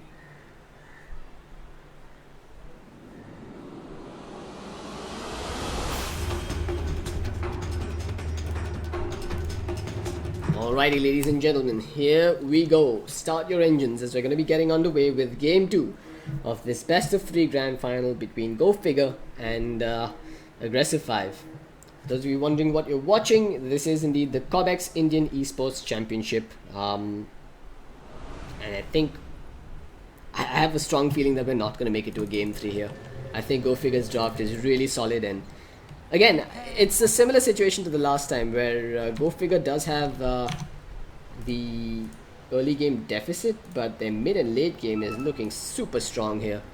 But at the same time, I think this time around A5 isn't too weak in the late game phase either. And the only thing that they're really going to have to be concerned about is a snowballing Legion Commander. You want to slow him down in the early game stage. You want to make sure that your safe lane is really not being contested too hard by snacks. But at the same time, that would mean not making rotations towards the middle lane, where Shadow Fiend is without a doubt going to get pressured by Drake.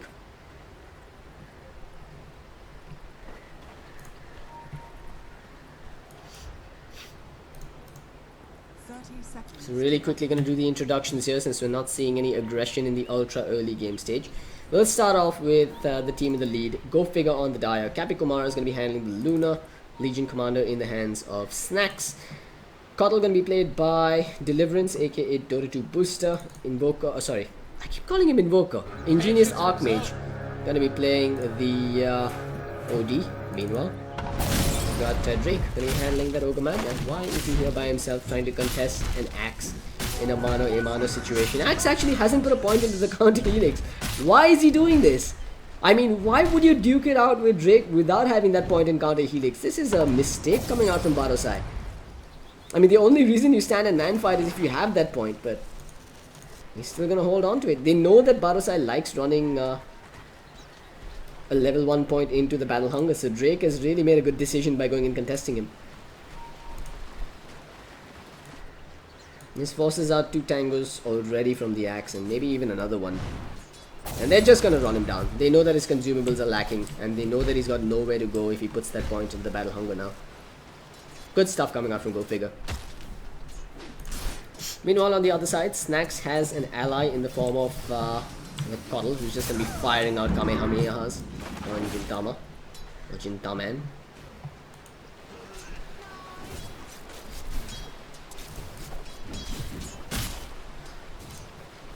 X. Yeah, he did put that point into the Battle Hunger. This is troublesome to watch. If they can zone him out of the lane before he hits level 2, this will put him in a really sticky situation. But at this point, he's duking it out with Drake, who still has a tango to work with and has a fair bit of base HP regen as an Ogre Magi. But no worries, Axe is at level 2 now and can go into the jungle. Let's have a look at the middle lane.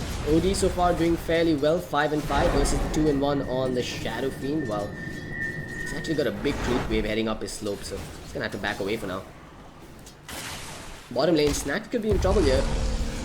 Gentleman actually started off with the Earth Shock.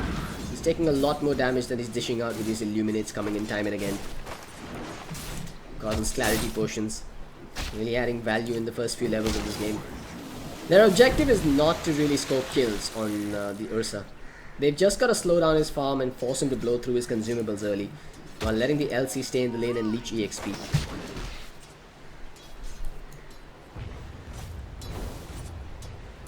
Their real goal here is to get farm on that top lane and to harass the Shadow Fiend with the Ogre rotating in from time and again. In fact, with an Astral Imprisonment and a Fire Blast, I think they're capable of killing off the Shadow Fiend this game.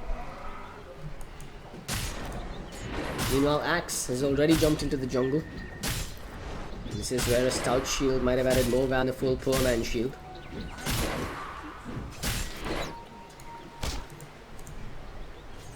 Meanwhile, Snacks, no signs of leaving the lane just yet from him. As for Deliverance, he's actually going to get a free bounty rune here. It's actually 2.5 minutes in and no one from the side of the Radiant went for the rune, but knowing that the Keeper of the Light is not there, they're going to go in on Snacks, who's taken a few hits from the Fury swipes, but he runs into the river instead of to his tower, where he's leading him into a blast, but this is Wall will just barely dodge it. No more consumables on Snacks though, so he's going to have to make a base trip.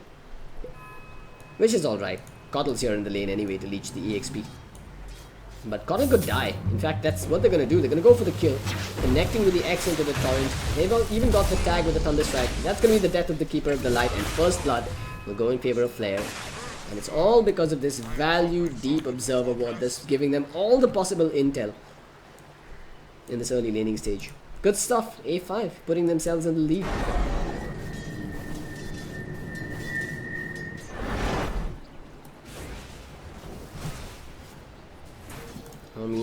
What's going on, Neji? They don't have another Astral Imprisonment, and Drake is coming in from the wrong side, so Negi will survive. He's positioning fairly well here, just staying on this half of the lane. Considering he does have this Observer Ward, he should be able to see rotations coming in from the tower here. But if someone comes in from here, he's always going to be able to just run back into the tree line here and survive. Smart positioning from him. Jintaman, meanwhile, is ready to make a play here. Flare doesn't have a point in the glimpse. He chose to go for the Kinetic Field. With the Earth Shock as well as the Kinetic Field, they might just be able to trap them in long enough for those kills. There's the Kinetic Field drop. Snax evades it for now. In fact, ends up doing a fair bit of damage on Flare himself. But no real aggression being delivered just yet. How's the Axe doing, Badosai? He's doing okay for now. Oh, okay then. Some lag coming out. Give us a moment, folks.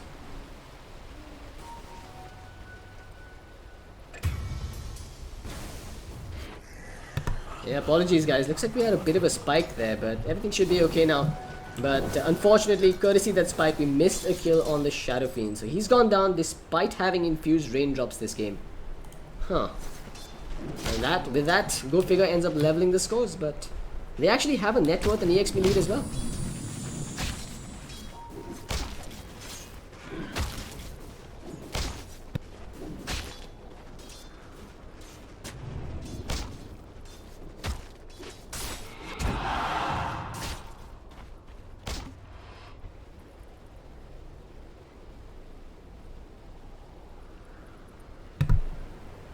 We do seem to be experiencing a little bit of lag here, folks, and it's not just us. Clearly, it looks like the players are having some trouble as well. As we have a pause coming out from Negi. But we do seem to be good to go again. Yeah, not too much missed apart from that one kill on the middle lane. That should put the OD in a fairly comfortable situation. He's got the CS and net worth lead over Negi. Actually, a really huge lead, man. 35 and 21 versus 14 and 4 on the OD. He's dominating him in the middle lane. But they know this. A5 knows this and they need to make something happen here. Got this is War and the Disruptor making a rotation towards the middle lane. Hoping to find a kill, but as I say that, they end up scoring one more on the top side with Luna getting the kill. Courtesy Drake's rotation, so the Ogre really causing all sorts of chaos regardless of which lane he goes to. 2 and 1, Go Figure continues to extend their lead.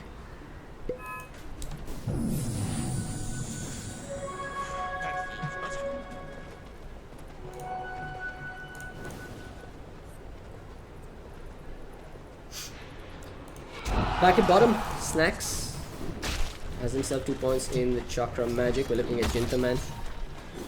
He's creeping up to level 4. Back up top, though, is where the action's going to be happening. This is War has a point in the X mark and is prepared to make a play on Drake. But is that really the best idea? You want to dive an Ogre Magi under his tower, knowing that TP rotations could come at the blink of an eye. Quick look at who's got TPs. They have a couple available. There's the X into the torrent. The Kinetic Field dropped down as well, but Axe unable to get in position there. Drake will survive.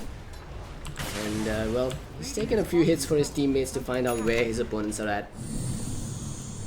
Well, that was happening again. You look one way and Go Figure takes an advantage in the other. They brought down the Ursa on the bottom lane while Drake, he's still being pressured on this top lane. This War is ready for another one, but this time they might want to focus on the Luna, but you gotta remember, she has the Eclipse available this time around. They're not getting much done here, despite having rotated their heroes up top. Go Figure are slowly but surely creeping away with this game. Snax probably doesn't want to stick around and find out what happens next once he's got a Fury stack on him, or Fury Swipe stack on him.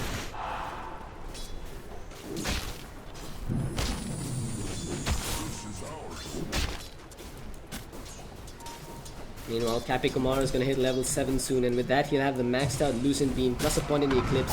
Drake, he's in no man's land here, and this time he might have overstepped his boundaries, but there's just not enough movement speed on Flare to get that glimpse of. Drake will walk away unpunished. However, I'm pretty certain his intention was to go contest the axe and maybe steal a bounty rune, but that's not gonna happen. Snacks, with those phase boots online, he's really mobile at the moment, and killing him is gonna be a tall order indeed. On the bottom lane, it is a fairly peaceful game compared to what we had in game 1 here. Both teams playing it fairly safe. Go figure, aiming to take this one 2-0, while Aggressive 5 is playing it safe in a bid to not throw this away and take it to a game 3. Meanwhile, in the top lane, Drake's gonna try and force the axe further away from his lane. Remember, they have the Eclipse, they will commit, but he's getting unlucky with those beams as they'll tag a creep that followed along. But OD's coming to the fray as well. This is war is down. And well, Flare as well as the axe, that is Barosai, will TP out.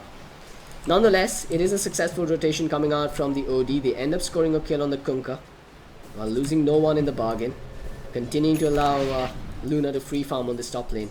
However, this does give Negi some breathing room on the middle lane. He's actually going for the kill on Aomine, but he's got himself that astral imprisonment.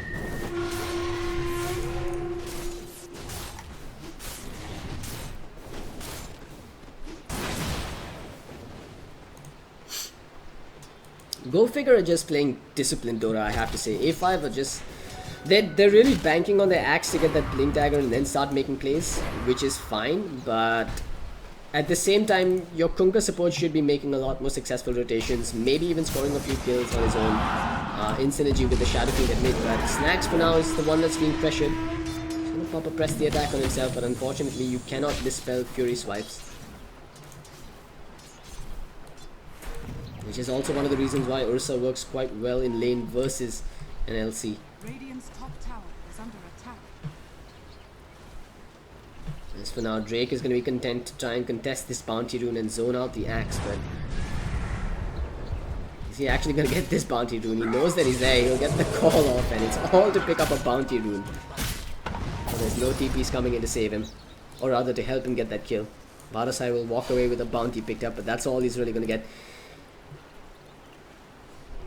I am a little worried about this OD going ham here. He's picked up a Midas this game, so they are playing greedy. But in a game where A5 are not making enough aggressive maneuvers, then Midas might just go unpunished. While Negi continues to attempt his flash farm in the jungle here. He is building towards the Shadow Blade right off the bat. As for Snacks, he's skipping the Blink Dagger Rush, instead going for the Armlet. The extra physical damage and survivability should allow him to find pickoffs on heroes like the Disruptor, or even the Kunkka for that matter.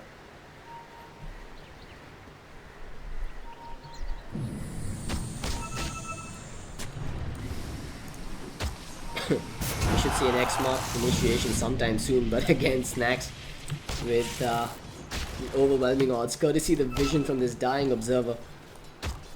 He's really put the supports on the side of A5 on their back foot.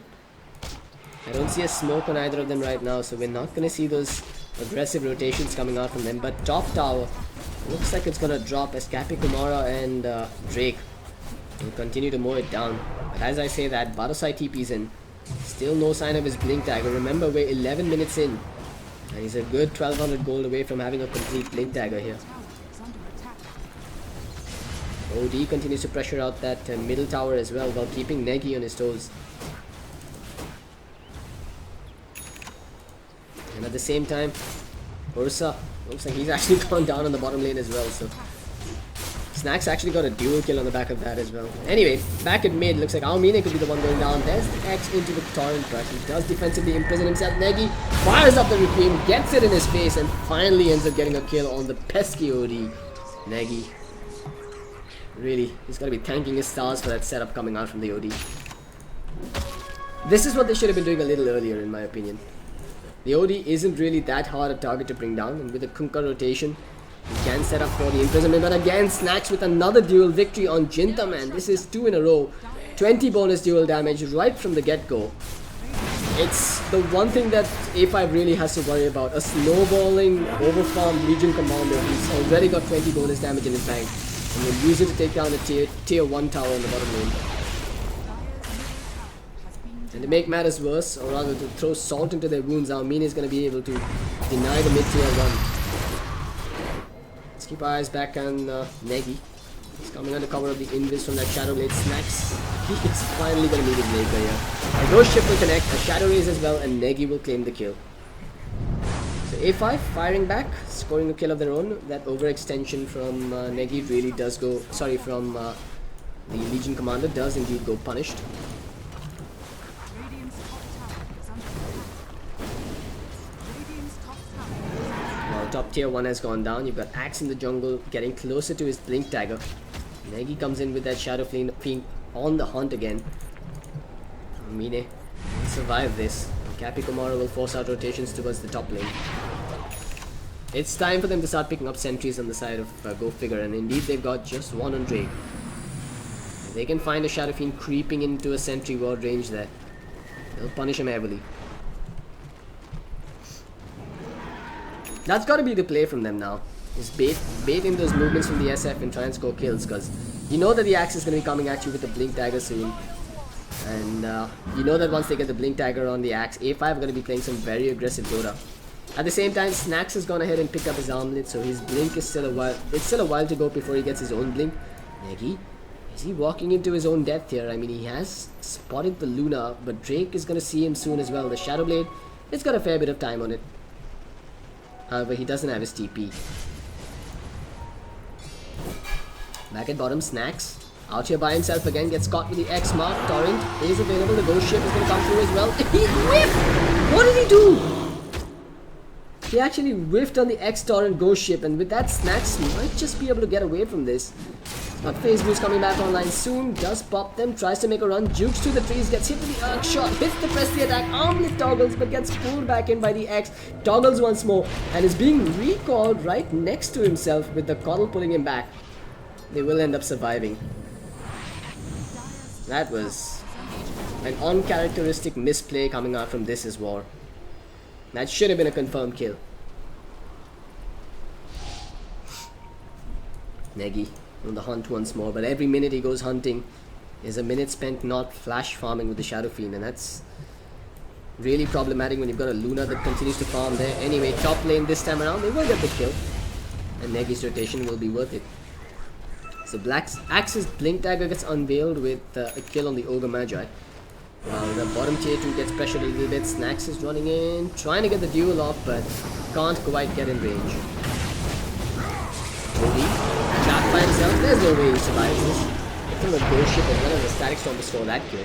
But Jintaman will be the one to claim it. Go Figure making some very silly mistakes here.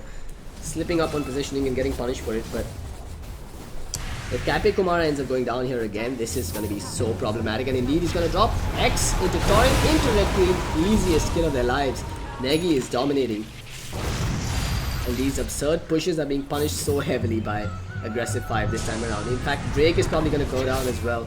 They managed to pull him with the X mark, but they don't even need the Torrent to connect. Negi with a double finishes the job with the Shadow Raise. That puts him right on top of the net worth board once again, 7.4k net worth, despite his abysmal start in the early game stage. His Dragonlance is almost complete. And I think he's too tanky at this point to be brought down in just one duel.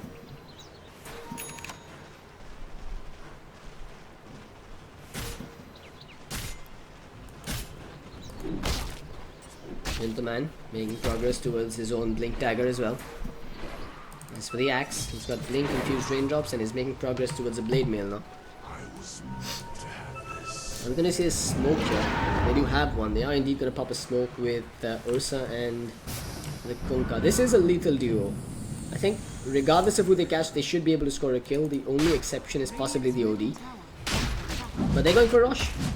Not intent on going for heroes, just smoking into the pit and doing what Ursa does best. With the completed Vlads, this should be an easy takedown as well. I really like what This Is War is doing, just not breaking his smoke, staying in the vicinity under cover of the smoke. You'll know if someone walks towards the pit. But this will be a free Aegis 17 minutes in, going in favor of Aggressive 5.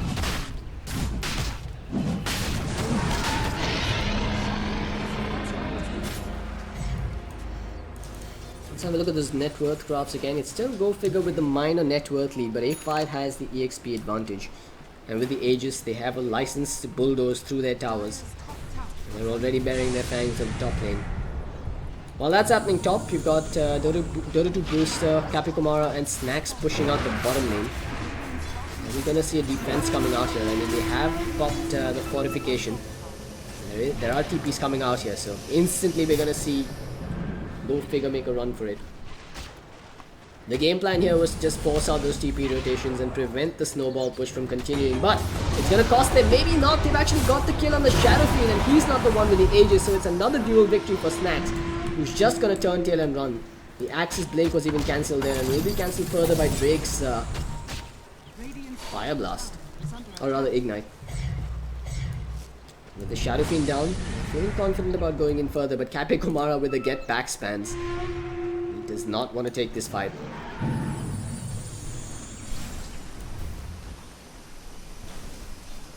Is this really a good idea though from Go Figure? I mean, they're trying to take a fight here without the Luna in the vicinity. They know that the Luna is not here, so aggressive 5 could make a play. They're seeing Jintaman coming in from behind.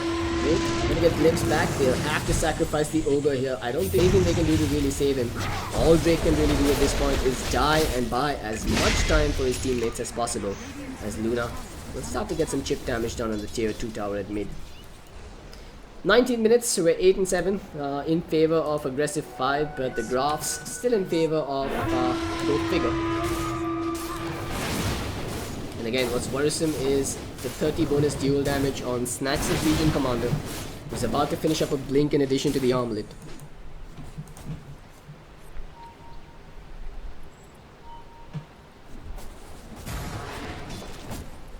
A5 going in on the bottom lane. They've gone in on Cobble. That should be an easy kill, but the blinding light says otherwise. He's gonna run through. Snacks actually blinks forward and starts taking a beating himself. And even commit a static storm for this. He's trying to make a run for it. X mark into the torrent will get the kill while Axe jumps forward and finishes up on the LC.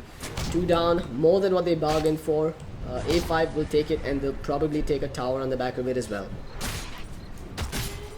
Meanwhile, Luna hoping to make some trades, goes to work on that tier 2 at middle lane, but double TPs are now coming out. She has the Manta style, needs to run for it. There's the X mark, holding on in position. She doesn't have the Eclipse, pops the Manta style, but the cavalry has arrived. Go Figure are making some very questionable plays. With the amount of pick-off potential and the amount of lockdown that they've got between the Disruptor and the Kunkka, I just don't see why you'd push out a tower by yourself like that, especially as the one position whose head is worth a lot more gold. Was it really worth it keeping your tier 1 tower alive by giving up your own life at mid? I say no. And all this while Jintaman still has the Aegis on his Ursa. He's now even picked up a Blink Dagger while the Blade Mail is complete on the Axe. It is Smoke of Deceit time. This is War is rather leading the charge here. And Observer Wall has been replaced there by the Radiant side, so they'll be able to get these pick-offs with the X-Mark initiations.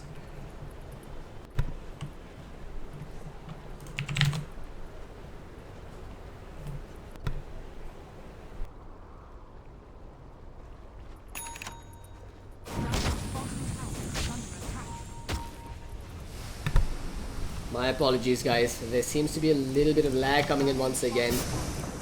But we should be okay right about now.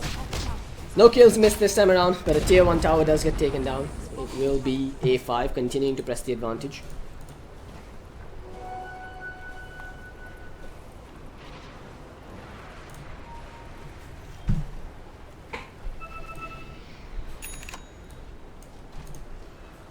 "21 minutes in, not a very action-packed game, I have to say. What does Go Figure really do here? Their game plan has to be to just wait out that Blink Dagger and start making some smoke rotations to get some dual kills.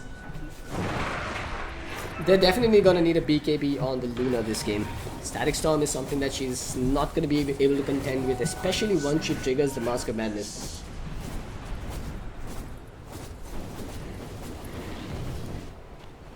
As for A5, they're on a roll right now and really shouldn't be stopping.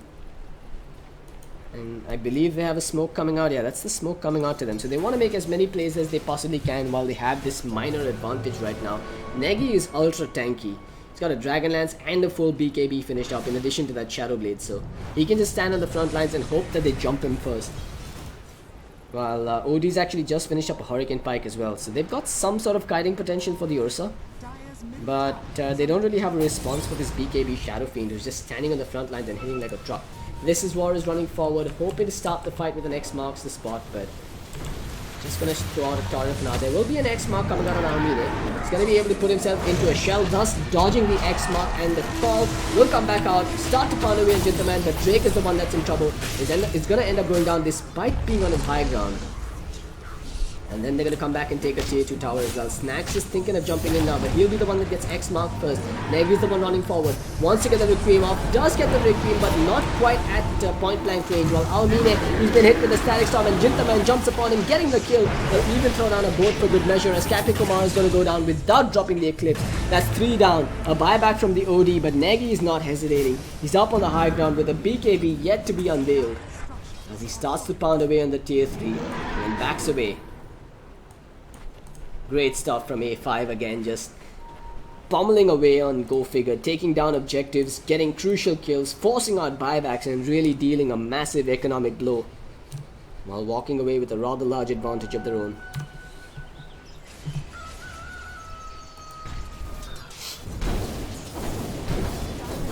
OD has been set back a huge way, I have to say, considering that he was forced to buy back there. That's a lot of Midas money wasted, a lot of reliable gold actually wasted on bailing yourself out.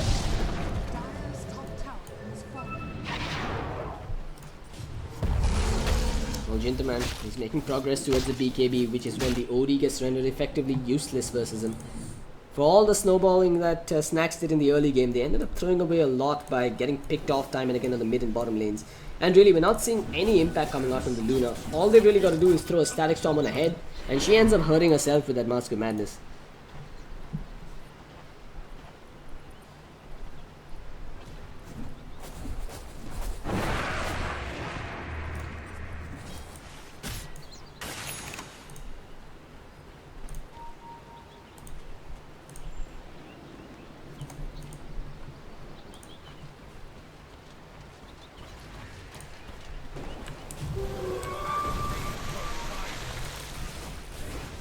Meanwhile, Negi finishes up the full Silver Edge here. The primary value add on the Silver Edge is versus the Moment of Courage, I'd say. Or versus the Luna, of course. You do end up disabling the Moonglaves as well as the Luna Blessing Aura. How far is that Aghanim Scepter? It looks like they actually have the Aghanim Scepter finished up on Dota2 Booster, so that could be a crucial turning point. If they fight in the daytime, which is now, they should be able to score an advantage. But they've got an Invis Rune on the Axe. They'll jump in with the duel to start the fight off. The Eclipse is committed as well. They really want the duel victory, and they'll get it this time around as well. There comes the boat with the Static Storm. They've received more damage than they dealt, really. Double kill for the Axe with the double dunk, who's moving forward onto Dota2 Booster, but they're going to turn their focus onto a straggling Ogre, who's going to get brought down by Jintaman, so... While they did get the kill on the Shadow Fiend and it was a dual victory, they still end up losing a lot more than they asked for. Dropping 3 heroes on the dire side and giving 2 of those deaths over to the Axe.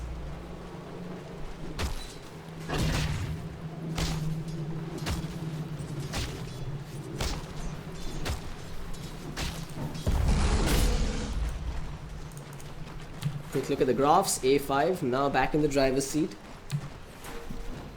Even got the EXP lead going their way, and I really think it is time for them to try and force the issue on the high ground. Or perhaps they could just wait for the next Aegis. Roshan is going to respawn any second now. I have a fight breaking out here. Looks like they did try and contest and looking for strike. Oh, Jintaman, what did you do? They pinged him out. They had the daytime vision, and it looks like they're going to bring him down here. No TP available for him. TP's been cancelled. There's the duel coming out onto the Ursa, but he's just so tanky. Doesn't matter. Snatch still gets the duel victory in his favor. He's up to 58 now, and again, A5 are the ones throwing this time around.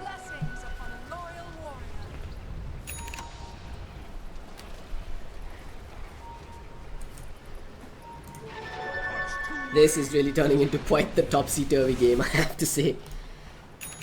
Go figure. I think maybe in the driver's seat with a game in their hands. They seem to be bouncing back here in game 2 as well, and they've already shown that they're capable of mounting comebacks. Oh, if only they stayed in the pit for a few seconds longer. They'd have spotted Roshan respawning. Drake again with a double dip, but can't seem to see Roshan respawning just yet. Gonna respawn in 2 more seconds.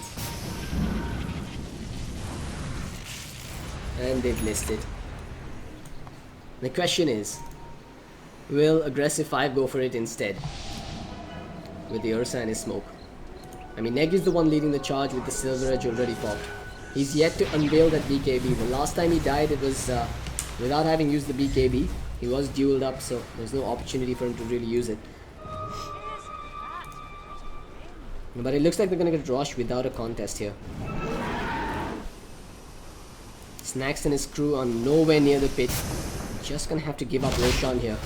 Zursa and Sharafin have already gone to work. And remember, the patch has brought a cheese along with the Aegis in, as soon as the second Roshan drops.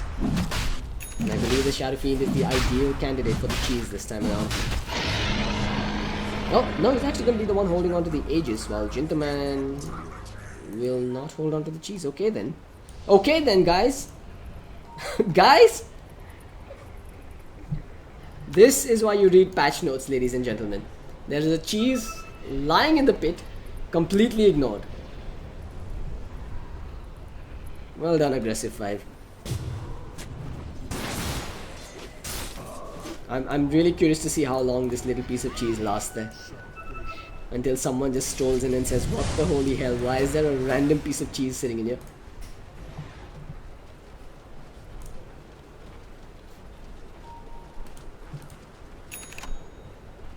I mean, they don't have, the Dire doesn't really have vision on too many of these Radiant heroes, so if they spot Neji and see he has the Aegis, and then they somehow manage to spot the Ursa and see that he doesn't have the cheese, they should know that there's a piece of cheese lying in the pit. One of them might just walk in and pick it up, and I mean, honestly, at this point, Luna holding on to the cheese is a blessing when you're this far behind. You'll take it if you get it.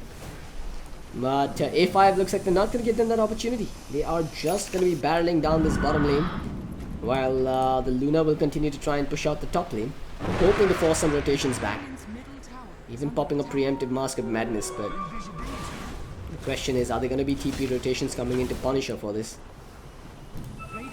For now, it is the Ursa Warrior that's also picked up a BKB of his own, so they've got 2 10-second BKBs ready to go here.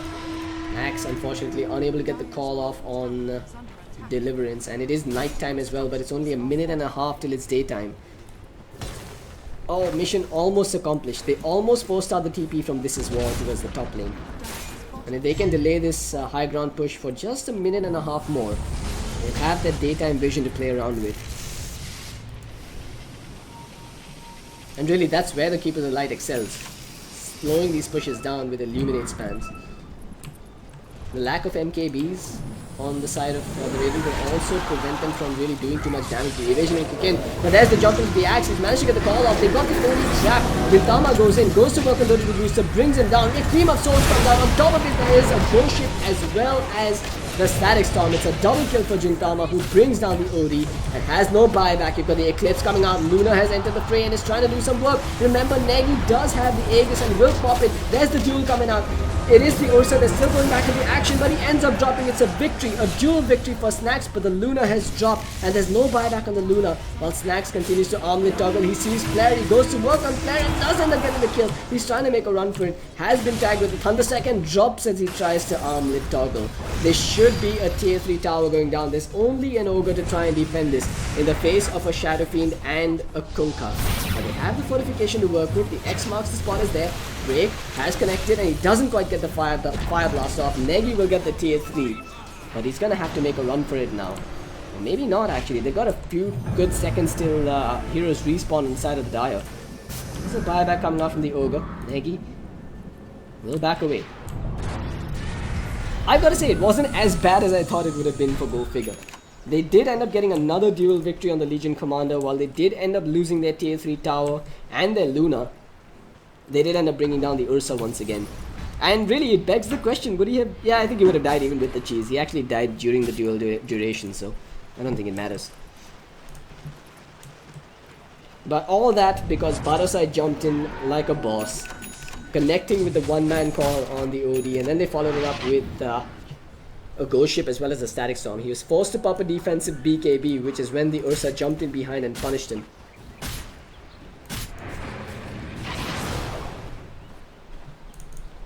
So now it is aggressive 5 with the lead that Graf is just taken off after that last engagement.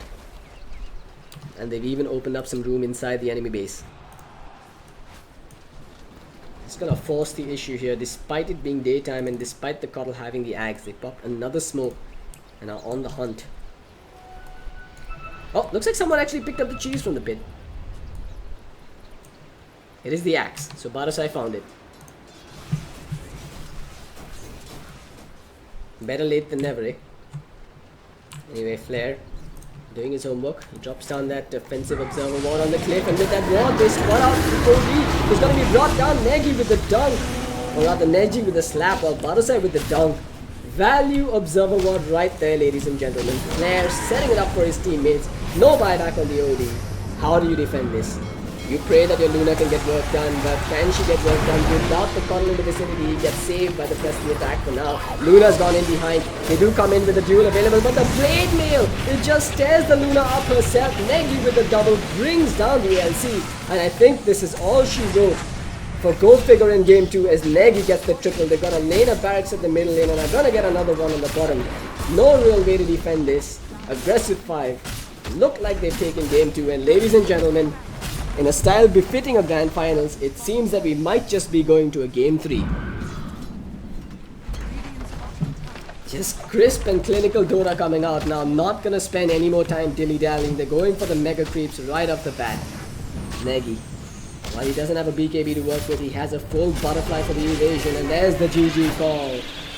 They're done. Go Figure will tap out, and we're going to a Game 3 to determine who will be the champion of the Cobx Indian Esports Championship. Stay with me, folks. I'm Cobx, and Vivek is back from the dead. I'll be bringing him back in for Game 3. We'll see you shortly.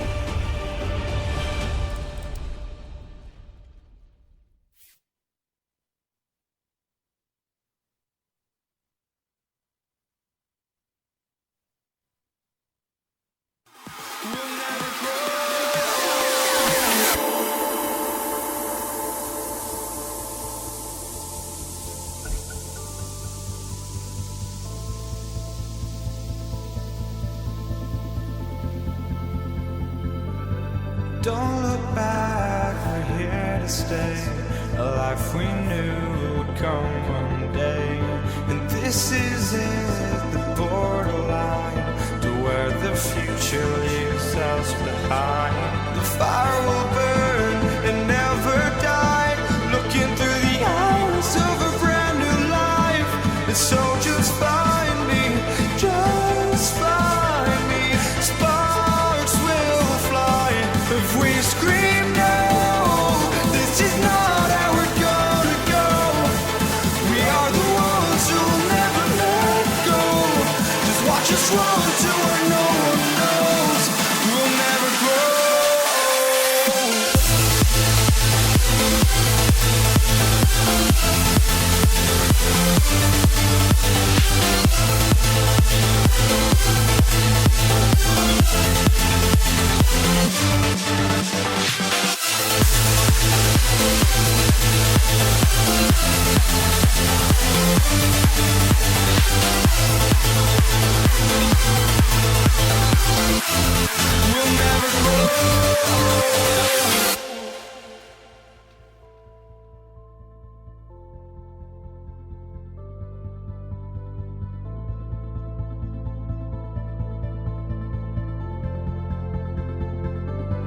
Don't look back, we're here to stay. A life we knew would come one day. And this is it, the borderline to where the future leaves us behind. The fire will burn and never die, looking through the eyes of a brand new life. And so just find me, just find me.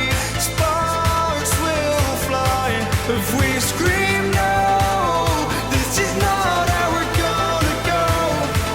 We are the ones who will never let go. Just watch us run to where no one knows. We'll never grow.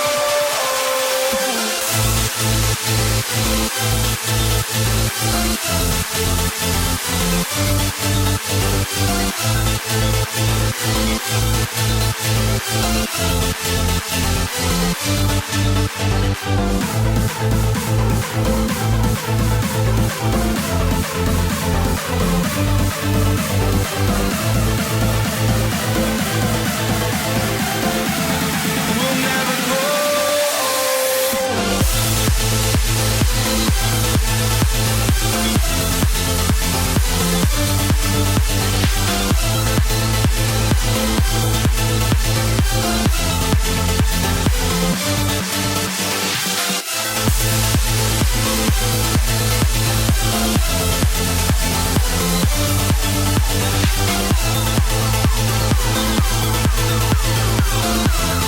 We'll never grow.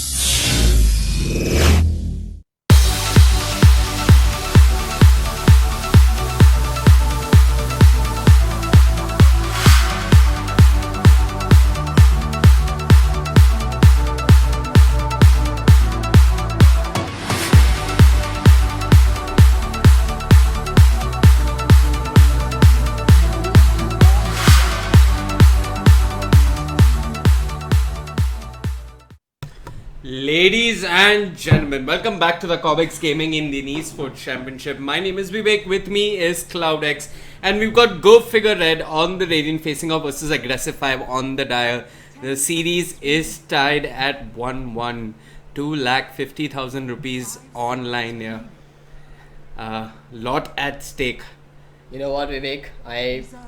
I've taken all the training, all the casting training I've done over the last 3 or 4 years, and I've thrown it out the window for this game. I haven't paced myself at all because this has been one of the most exciting series I've had to cast in God knows how long on the Indian Dota circuit. A5 and Go Figure Red. You know, it makes my inner Indian Indian Dota fanboy really happy to see that there are two Indian esports teams that are this good and yet this close to each other in terms of skill.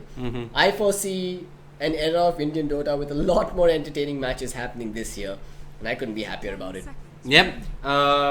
It used to be that, well, we just had two good Indian teams. Now, who used to fight with each other. There was a sort of monopoly, if anything else. But now we have 4 good Indian teams or 3 good Indian teams, and it just keeps increasing. This is a huge leap for Indian Dota as a whole, and it's healthy competition is what we need to get better. Absolutely. But you know, I think the moment that you and I both will tear our vocal cords officially is when either Aggressive 5 or Go Figure Red takes down Entity Esports. I don't know if that's a possibility. I definitely think that these two teams have a long way to go before they actually get to that level of gameplay. But if that happens, I mean, I can guarantee you, man, I'm going to be bleeding from my throat screaming. And I mean, no disrespect to Entity, but competition is always good for the Indian Dota circuit. And if there are Absolutely. teams that are giving if there's an all-Indian team that's giving an international roster a run for their money, that's great. I think that's really great for the scene as a whole.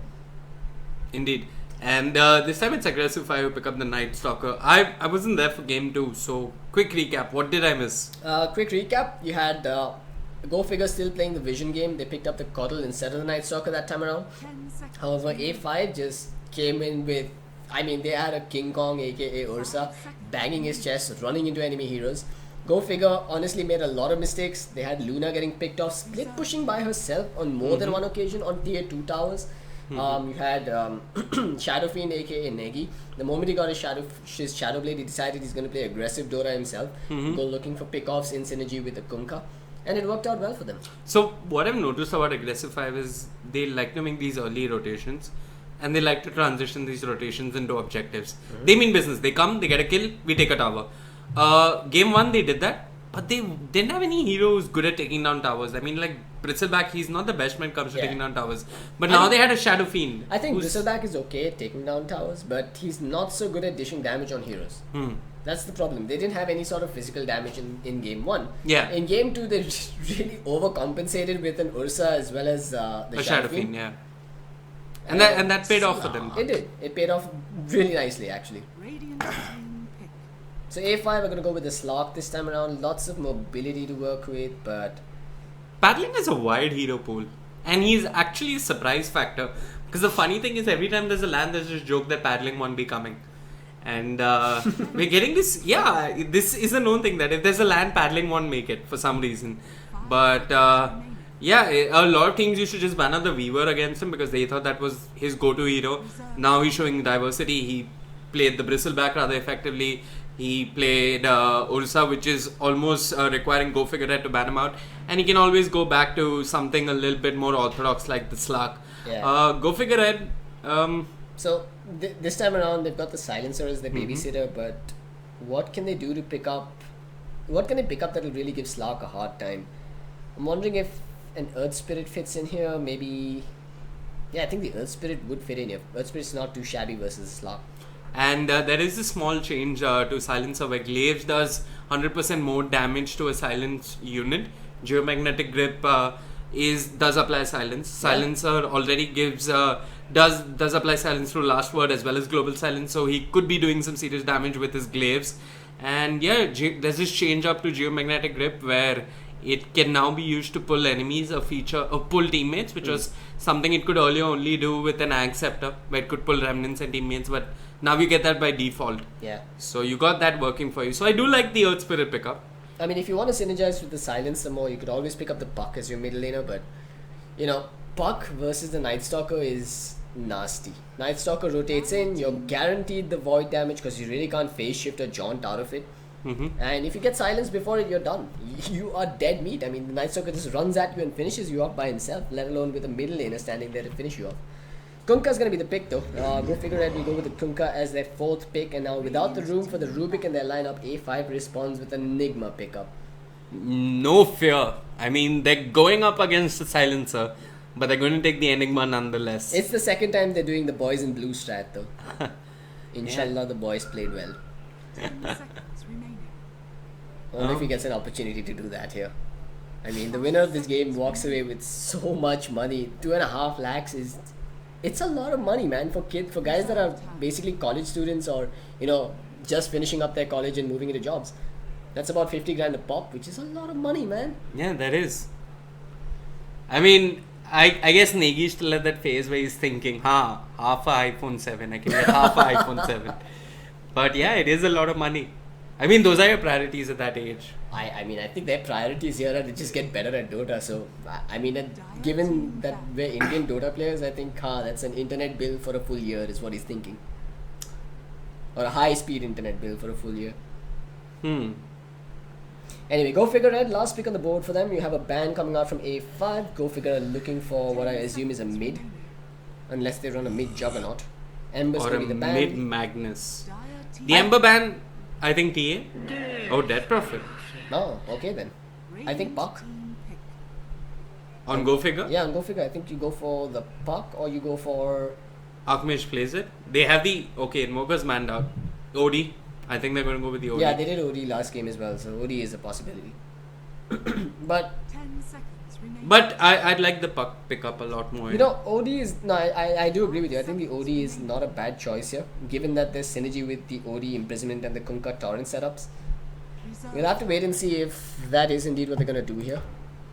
No disconnections just yet, so they are really dipping into the reserve time. But remember, ladies and gents, we are in the final game of the Cobx Indian Esports Championship. It is a bittersweet moment for us as well, because Wind the Ranger best at your Dota has been coming out at service. the end of the tournament, really. But it's going to be a last pick Wind Ranger, something we didn't see coming a mile away.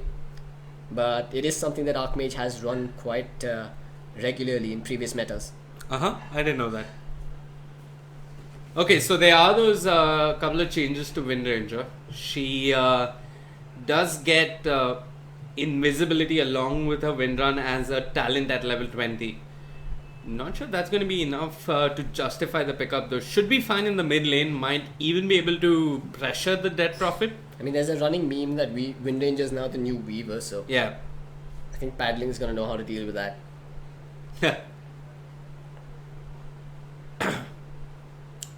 But I don't know, doesn't this Wind Ranger seem like, you know, an out of nowhere pick that doesn't really add too much value?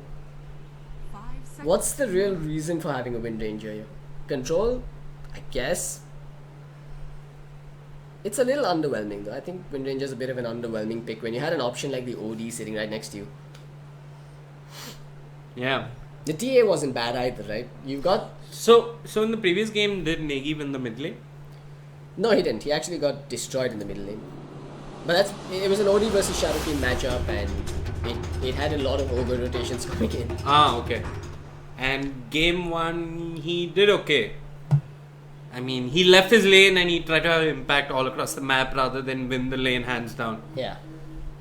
I mean, mid lane is no longer about just outskilling your opponent, right? It's about what you do with that advantage that you get with the bonus EXP. And that's what Aggressive Fire are all about. They like to get Negi involved, and they did this earlier on. I mean, they put him on the Dead Prophet, tried to group up early, make rotations, get objectives as soon as possible. They've done this versus 3C40A, if I'm not mistaken, and they're probably trying to do that once more.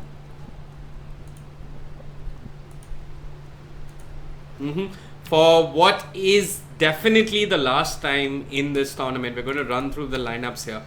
We've got Kapikumara on the side of Go Figure playing the Juggernaut, Kunkka in the hands of Drake, Milky or twitch.tv/Dota2 Booster playing the Silencer, Wind Ranger being played by Aumeen or Archmage, and that leaves us with Snacks on the Magnus. On the other side, you've got Flair handling the Disruptor. I think it's the second time in a row he's playing it.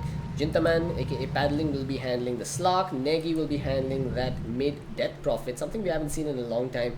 This is War. Is going to be handling the Night Stalker, and you've got Padosai on the Enigma.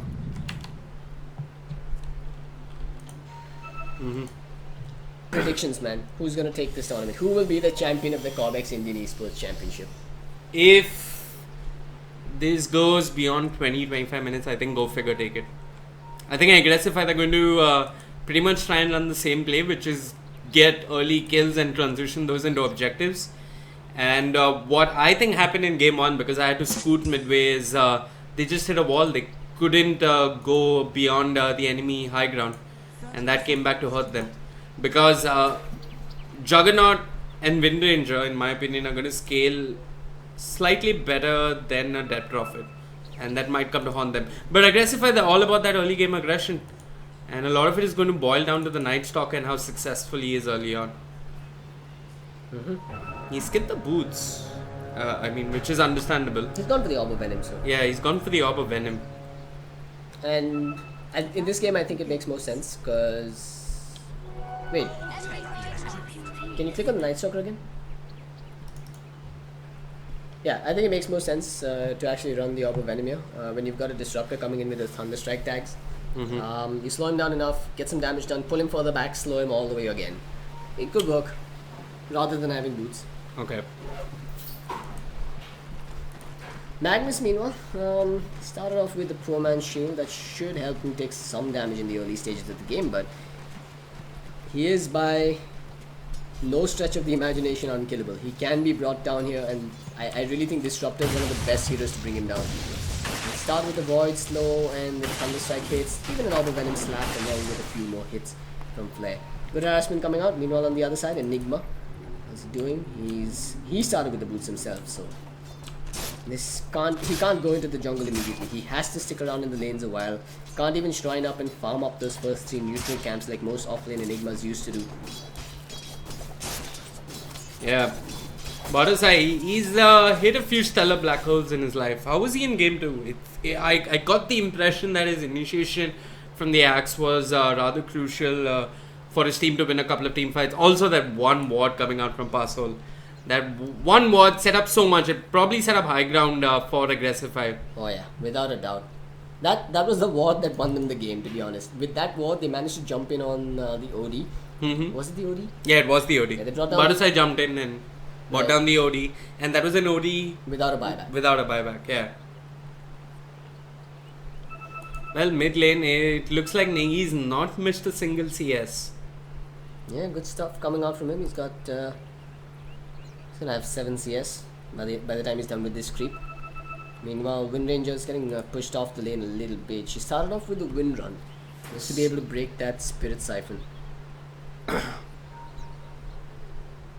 Yeah, Wind Run grants invisibility, level 20. Is that one talent enough though to justify a Wind Runner pickup? Absolutely not.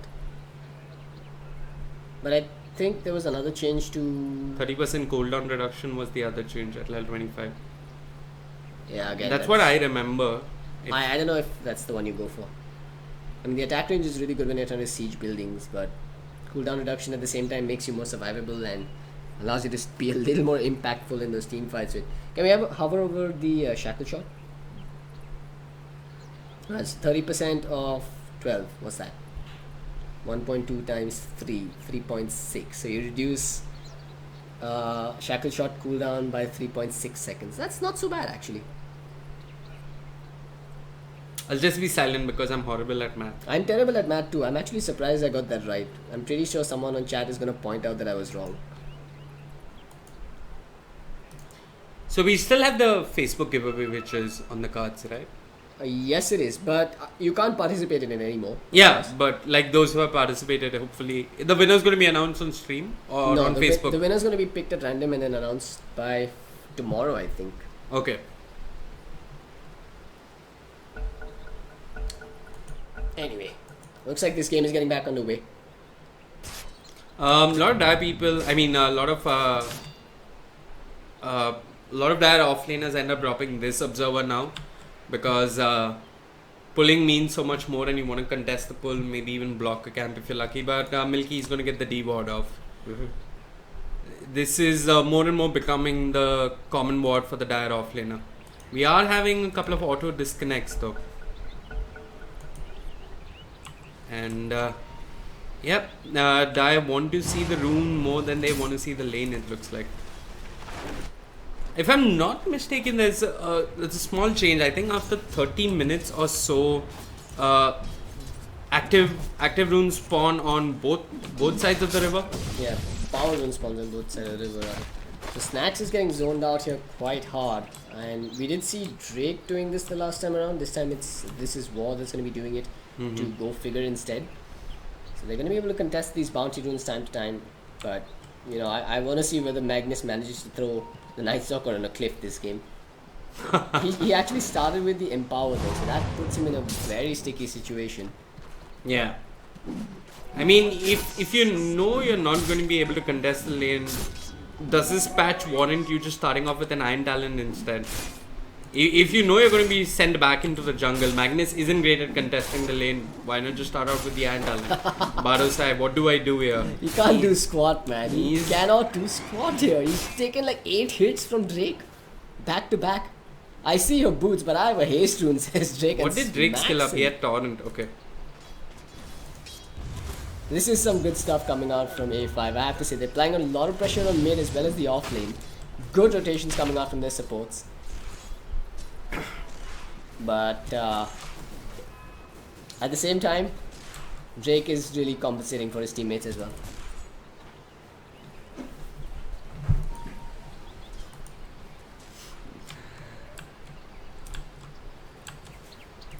Anyway, it looks like aggressive 5.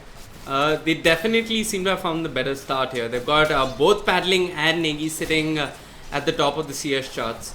Sure, the Juggernaut has a couple of more denies to his name, but that's about it. Batosai is doing a whole lot better than the Magnus, where is he? He's now in base. He's level 1 3 minutes in, and finally thinks it's safe to go back to his own jungle. He's got the Quelling Blade, so that will help him out a little bit, but I'm not sure if it's going to be enough. Meanwhile, mid lane, Torrent on to Negi. No Shackle Shot just yet. In fact, he has the skill point in it. X marks the spot. Drake walks into a Spirit Siphon. Negi says, thank you very much. I'm just going to lead some of your XP and slow you down a little bit. And once again, Snacks goes to the jungle, only to be discovered by the Night Stalker. They are looking for the kill here. They've got no point in Glimpse just yet. Snacks hasn't got the skew to work with. He is level 1. Flare has got the kinetic field, but doesn't drop it. Snacks really having a hard start here. It is nighttime though. It is nighttime though. Yeah.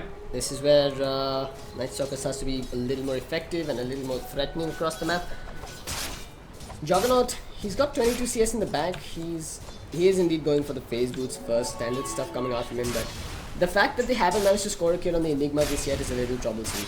It's going to be the 5-minute mark is coming around soon. He's going to have that shrine to continue farming on. And I mean, Enigma is one of the harder heroes to take down a tier 1 tower in front of. Yeah. All he's got to do is send an idol in forward, pull the creep wave back, and you know you're gonna have to soak up some tower damage to actually take it down, which is impossible 5 minutes in. Yeah, 5 minutes in, it just goes to show how much the offlane matters. They've absolutely shut down the Magnus, who's sitting at 55 HP trying to hit level 2, and only now hits it. So there's the skill that the offlaner is expected to show is really coming across here. I mean, Magnus, he's not found any farm. He's had a much harder time in lane, and without the shrine, not doing that well. Anyway, Night Stalker TPs here, but cancels his TP immediately. 2 TPs being cancelled, in fact. But they've gone on the mid lane. They've got Archmage out of position. Promptly pops the TP, and I guess he's going to be fine. Drake TPs in as well. But yeah, they force Archmage out of the lane, who's already losing the CS battle to Negi there. Archmage sitting at 27 CS while you got Negi at 34.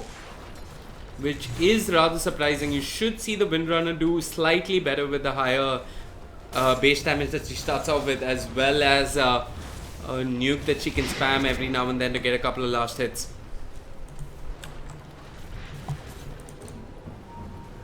Magnus though really suffering with that change to the shrines. He's picked up the Iron Talon finally. 6 minutes in, he's level 2. Finally, man. 6 minutes Iron Talent. I think he should have got it at level 1 itself, man. I think it's because of that Empower talent that he's in this much of a pickle. He couldn't run away from the lane. I think it's the starting items. He needed to start with the Iron Talent. I mean, 4-man shield, it seems very cool because every offlaner is picking it up, but it's not necessarily the best item. When you're playing a grand final of a tournament with a 5 lakh prize pool, I don't think you do things because they're cool. But the 4-man shield didn't work out for him. I mean, the Iron Talent would have been a lot more effective. I agree. Anyway, Negi, probably gonna get on down here. They do have the rotation coming in from the Kunkka. He's found the line. Does he get the X mark? Yeah, he does. And it's actually close to a tree as well if we want to commit. Take the shackle shot. But for now, they'll be content with just backing away. Flair has the glimpse. Will use the glimpse. Aomine does have the in-between, however. Positioning for another shackle shot by the looks of it. But with the Night Stalker rotating in as well, they've got to be very careful.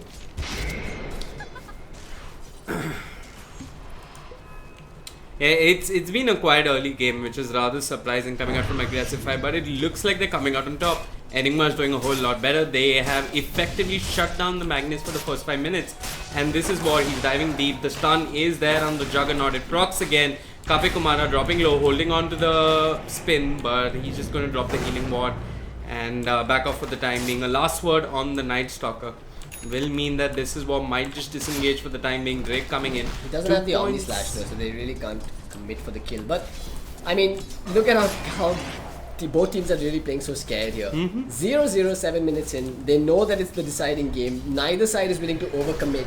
Snacks is going to TP out quite safely there, but, you know, they're going to make a play here with the X mark in the torrent. Victory will come out as well. Finally, we're going to see first blood coming out. It will be Kape Kumara that claims it. Well, this is war. He'll survive. There's the glimpse, pulling the jog all the way back. The Void is there to slow him down. One more hit ought to do it, and Flair and his boys say, we're no less. We'll get a return kill if you kill one of ours. I guess it's absolutely worth it. You lose Bartosai, but you end up getting a kill on the Juggernaut. But it is first blood going in favor of it is first blood. Jug, right? Indeed. The Jug got the kill? Yeah, he got the kill, so he gets the extra money as well.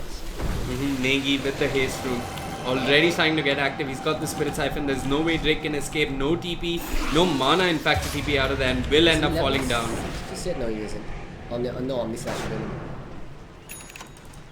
Juggernaut level 5, Slark level 7. So even the safe laners, even amongst the safe laners, it looks like Paddling has done a whole lot better here. Yeah, clearly. And I mean, it's mostly because his supports left him by himself after they zoned out the Magnus. It's also because I guess Enigma denies a creep. Oh, Not yeah. denies, but takes away some EXP at least. True that. So TP coming back in towards the middle lane. Death Prophet has an exorcism at the ready. Black Hole is online as well. Do they consider making a play here? Can we have a look at the Enigma? Is he choosing to go for the mech? He's actually going Midas, so they do want to hunker down for the late game and have some sort of security even if things go wrong. 9 minutes in, Midas coming online. Not the worst timing, and I think it is with the Arcane Boots as well, right? Yeah, he's got the Arcane Boots. Yes, he's actually doing really well. Yeah, he doesn't have gold for the recipe though, but... True that. Anyway, Juggernaut now has the Omni Slash to work with, so they can consider trying to score a kill of their own under the tier 1 tower. But I think this is one of those games where you just play it really safe until you get the Shadow Blade on that Slark, and then you start going hunting with the Slark and the Night Stalker vision, maybe under cover of the smoke. This is also a game where... What's the plan if you're the Wind Ranger though? Get Maelstrom and... I don't know. You definitely go Maelstrom first this game. You know that there's going to be a push coming with the Enigma and the Death Prophet. Death Prophet is a hero that screams I'm going to push. So you have to get counter push. You have to get the Maelstrom to make sure that you farm even if things go wrong in your team fights. Do you think that this is one of those games? I mean, it's already time where, I was just going to say this exact thing. I mean, Aggressive 5, they know that the Magnus is under level. He has no form of initiation. It's 10 minutes in, he hasn't even hit level 6. Maybe they can just group up with Exorcism and force team fights here. Yeah, it looks like that's what they're doing, but I think there's a siege creep that's slowing down this push in the lane.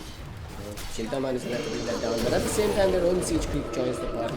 They will commit the exorcism, and now they're going to start adding tower gold to their tally push, I think. Meanwhile, it looks like, go figure, they want to make a trade happen. They're focusing the mid tower.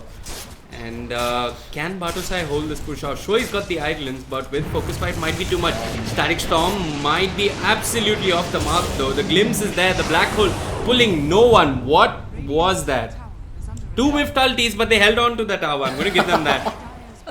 But for how long, man? Because now you've got Exorcism and Black Hole on cooldown. Both have absurdly long cooldowns. Yeah, and Drake even notes down the time. So I guess that was why he noted down the time. Yeah, this is a real flaw that we didn't point out in the A5's lineup. They've got two heroes with absurdly long cooldowns, which essentially opens up these windows of opportunity for POC. Why am I calling them POC? Go figure, to make some plays. And one of those windows is right now. But it would have made a lot more sense if they had their own global silence available and if they had an RP on the Magnus. Or an Omni Slash for that matter. Yeah, did expend the Omni Slash, didn't get much done with it. We are approaching nighttime soon though. Middle lane, I think they're going to make a play here. They have gone on a Negi, but Negi's got the double Spirit Siphon. Who's gone on who, really? Look at the greedy woman. Sucking away two of them, trying to get the kill on Drake even. While this is War comes in, that Shackle Shot, even though it latched under the tier 1 tower, was not enough to score a kill. But maybe this is War is the one that ends up going down. A few more hits ought to do it. He's trying to juke that power shot that he knows is coming in inevitably. He's actually going to try and deny himself. Does get himself killed. Yeah. Possibly that was too much. I'm not sure if he needed to get himself denied. But hey, he still had the ability to fly over cliffs there. But anyway, just make sure that he doesn't give in range of the kill. And Negi with the early drums pick up there. Yeah, I can't fault her for it. I think it is the best way to go here. You want as much HP and survivability versus that Juggernaut coming in. You don't want to be crazy. Just Omni Slash, Slaughter. What? That's a win-win pullback, but Slot whips on the bounce, and with that, Almin is gonna get out. Nerves. This is nerves. This is what 50,000 a pop means. I can only imagine what's gonna happen when these boys get on the LAN tournament. They're getting so racked up in an online game like this. You never see paddling make silly mistakes like that. That was really unusual. Meanwhile, mid lane, they see Kapikumara. They start off with the dark back. They've got the pounce will whip. The glimpse is there. They glimpse him back. He turns around. Omni Slash. Global silence. No one ends up falling just yet. Bartosai's walked in. He's not got the black hole, but he's lost Chintaman. They do get the return kill on Kapikumara. They pop the exorcism. They're looking for more. It is nighttime. They see Archmage. Spirit Siphon onto Drake. No lockdown just yet. Archmage walks in with the Shackle Shot. And it looks like aggressive 5. They'll stop their chase for now and focus on the tower. I think Black Hole should be coming online soon. Yeah, 30 seconds. They need that mech though. I mean, with the mech, this was a guaranteed tier 1 tower, but now there's an opportunity for Go Figure to contest, and yeah, they can't even take it down despite Exorcism still running on. Yeah, power shot, one of those better ways of pushing off, holding off early pushes, but this is what he wants more. He sees the Magnus, he knows he's 6th, and this is one way of dealing with the Night Stalker. Wait for him to use his nuke and then just TP out of there. And go figure, they're finally going to get the mid tower that they were trying to bring down from so long. They finally get the tower. So this opens up the map a fair bit for them. Yeah, I don't think they're too worried about the Black Hole in this game. Because they've got global silence. Even if they don't have the global silence, they've just got so many ways to cancel it out. Pretty much everyone except the Juggernaut can cancel a Black Hole this game. But even once they get a BKB, like you said, the global silence is an option available to them. And I like the fact that Bartosai is not rushing a Blink Tiger, which we see many Enigmas doing of late. He is going for the mech, getting the survivability for his team, knowing that it's a threat of the Black Hole that's really going to add more value than the Black Hole itself. Aggressive 5. This is one of those rare games where their early game seems to be a little bit out of sorts. But they finally grouped up. It is the last minute of nighttime. Want to make something happen. Yeah, but they have the darkness after that, so... Yeah, they have the Hunter in the dark to work with, but they're just going to take the safe lane tower. Go figure, they're going to concede it. Not looking for fights without the global silence, I presume. I'm sorry, I have to stop you there. Hunter in the dark is not a spell in Hunter Dota. in the night. Darkness. Oh, hold on. This is Hunter in the night, my bad. Just, for everyone watching... His flying spell, I man. want to throw you under the bus here, and I'm really sorry for this, but how many years have you been playing Dota for? No, I got confused between his third spell and his darkness. My bad. Anyway, you got a Slog, Reaper Midas picked up, so they're clearly just playing it as safe as they possibly can here. They're even anticipating that they're gonna goof up on a couple of team fights. But on the flip side, I don't think we've got any Midases coming out on the side of Dire, on the Radiant, right? So Go Figure is ready to fight time and again. But how are they gonna do it when they're losing an objective with every single exorcism that's been popped here by Negi and Barosai? Anyway, there. It looks like both sides are going to trade towers here. Aggressive 5 taking the enemy tier 2 in the safe lane, and go figure, they're trying to do the same here.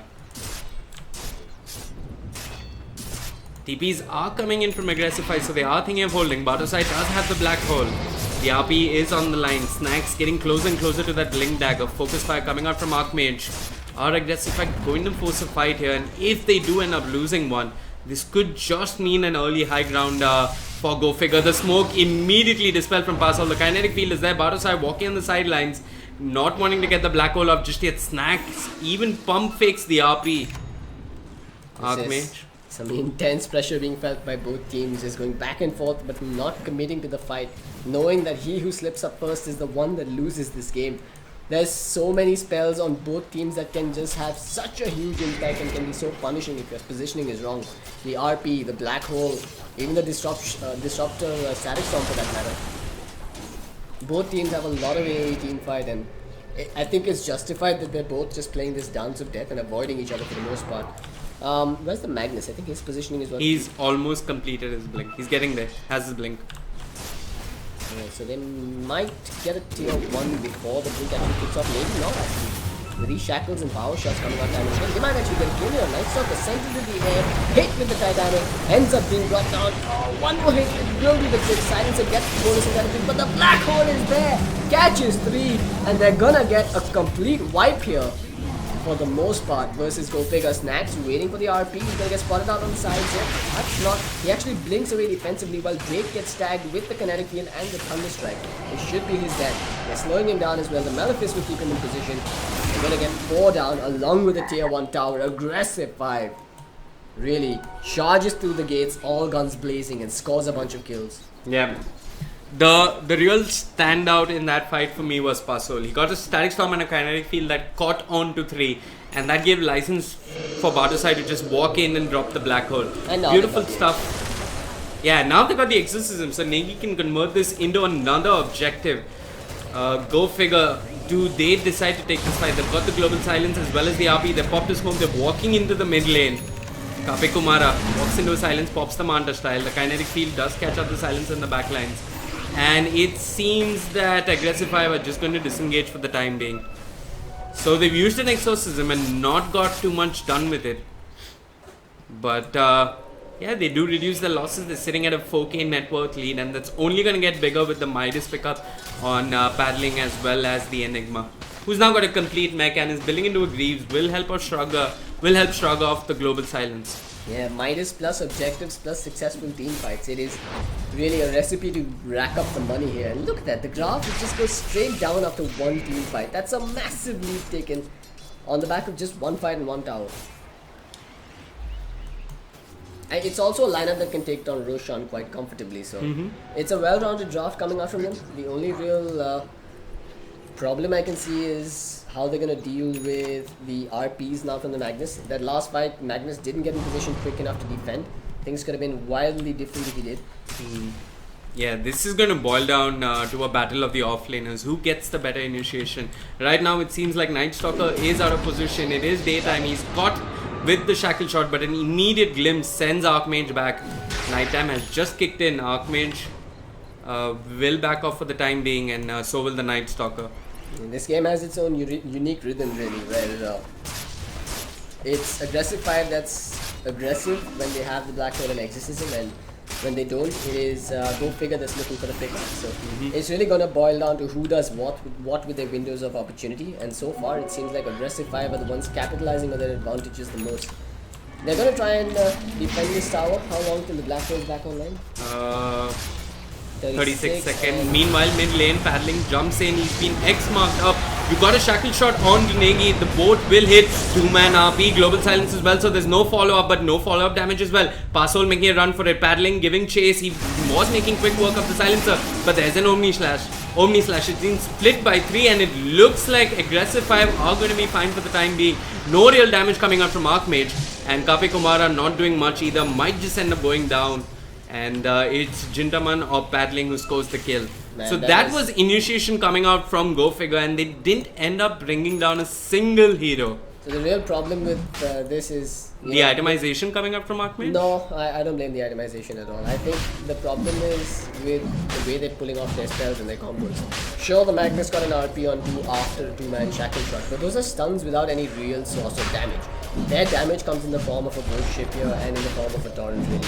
And if your ghost ship and torrent are being used on a Slark who ends up surviving after all of that, and then you get an RP on 2 other heroes, you have no real source of hurting them while they're stunned.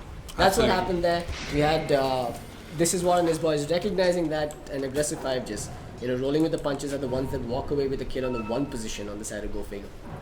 That's as bad as it could get for them. But they also wasted an Exorcism and didn't get Roshan. So that's a questionable move coming out from him. Yeah, Nengi popped the Exorcism, was giving chase to Archmage, but couldn't really get the kill that he was looking for. Yeah, so, I mean, now this is where A5 could have been super aggressive and maybe taken another tower, a tier 2 this time around. But the Exorcism usage. But they have the black hole, but yeah, even then, black hole isn't enough incentive to try and make it happen. I like that he's gone for the Greaves. That allows him to, if the global silence is popped preemptively, that allows him to guarantee a black hole, at least for 1 second if nothing else. But yeah, they are going to smoke knowing that it is their time to shine. RP's on cooldown for a while longer. Global silence isn't available. They want to pick off and they want an objective. They're going to go in. They'll start with the Yule silencer sent up into the air. Slark comes in, connects with the pounce. That will be a dead silencer. And they're probably going to get the Kunkar as well as Jintaman is the one running forward, paddling. Forward, does get the dark back, connects with the pounce, and the goat will not do enough damage either. Oh, if only they pulled Negi up onto the high ground. I'm not sure if that was enough though, but it would have been something. They could have got the pick off on the Dead Prophet, and maybe, just maybe, Aggressive 5 would have thought twice about pushing down the mid lane. Not sure if they're going to force high ground area. They're just going to disengage and move into the Rosh pit. Yeah, good choice not to go high ground there. But look at the vision coming out from the Dire. You've already got a deep ward prepping here. You've got a ward behind this tower as well. And one more that was looking behind the mid tier 1. Aggressive 5, they're all about towers and objectives. And they're going to take another meaty objective. They've got the Exorcism. They're going to pop it for Roshan. But they're grouping up here on the side of Go Figure, ready to go with their smoke and ready with their RPs and global silences. Rosh, I think he's going to be dropping too quickly for them to contest though. The scan clipped them. They got the Aegis. Yeah, they got the Aegis, they've got the kinetic field to zone them out as well. Paddling becoming more and more of a nuisance to deal with. It's going to take an RP or a shackle shot just to bring him down at this point. How on earth are you supposed to fight into an Aegis Slark and a black hole at the ready? I mean, they don't have Exorcism for a while now, so this could probably be their window of opportunity. But at the same time, how long is it till night time? It's just 4 minutes. Yeah, it just turned today, so 28. but it does have the It's got darkness, which is 50 seconds if I'm not and one mistaken. more Midas, by the way. Yeah, one more Midas. This I'm not sure is the best choice. I mean, everyone's got a Midas. How do you expect to fight when your opponents are going to be picking up damage items? But you have enough team fight with the Slark, with the Dead Prophet, with Batosai who's almost got his blink complete. Yeah, I guess. Yeah, he has his blink. But Aggressive 5, they're hanging around the top lane. They're hoping to find a pick off. They know somebody's going to come to push this wave out. Actually, I think Night Stalker should just start making progress towards the Ags. I'm not a big fan of 25-minute Midas on him. What's he sitting like? 1 kill, 3 deaths, 4 assists. But, I mean, there's also been a change to the Midas, right? Midas, again, Ice Frog and It his gives you boys- more EXP and... Midas was no longer about the gold anyway, right? It was about the EXP. Right, and they did buff that if I'm not mistaken. And they buffed the EXP gain and they nerfed the gold gain even. Yeah. So if you're picking up a 25-minute Midas after you've already gotten 10 levels on your hero, I don't know if it's Really justified. Yeah, he could have had a point boost and with the Iron Talon and the jungle changes, just sit in the jungle and catch up and farm. True that. Anyway, Nothing Bardosa else. has got the blink.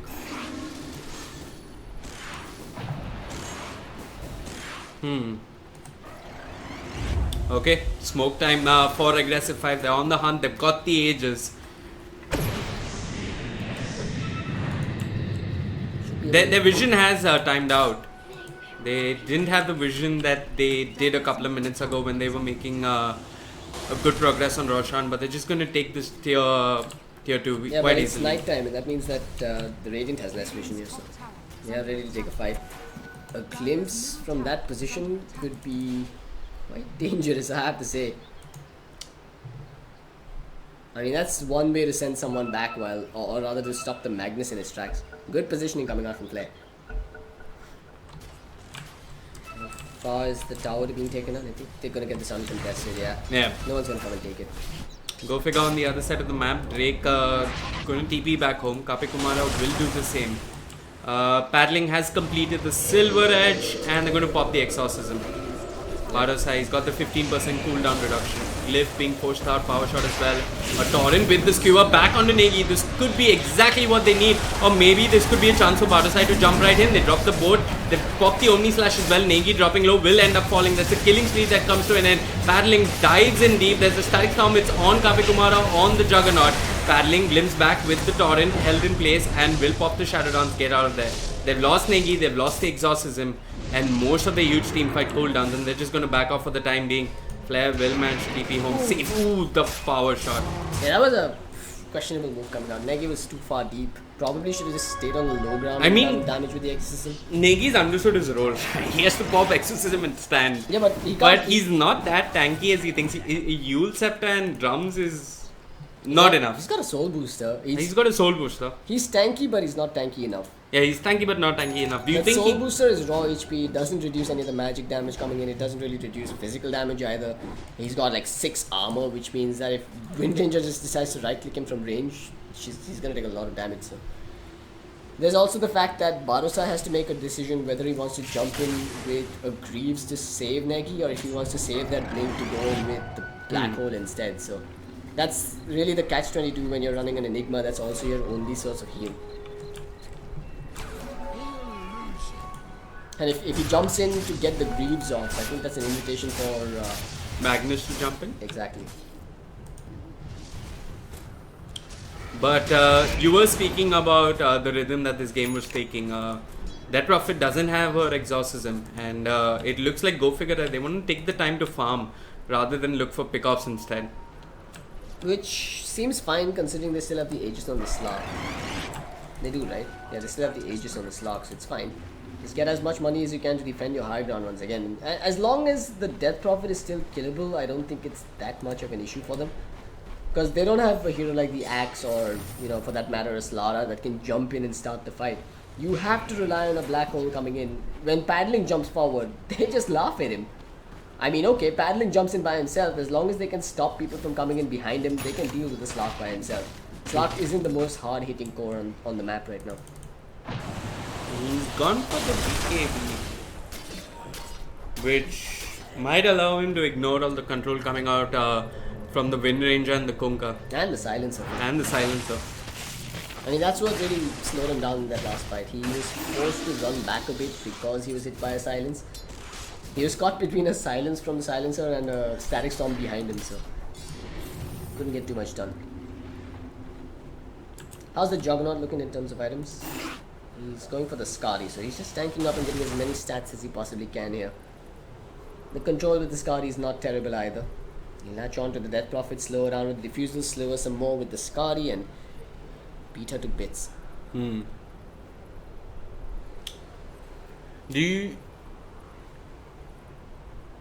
you think Paddling needs something like an Abyssal at this point?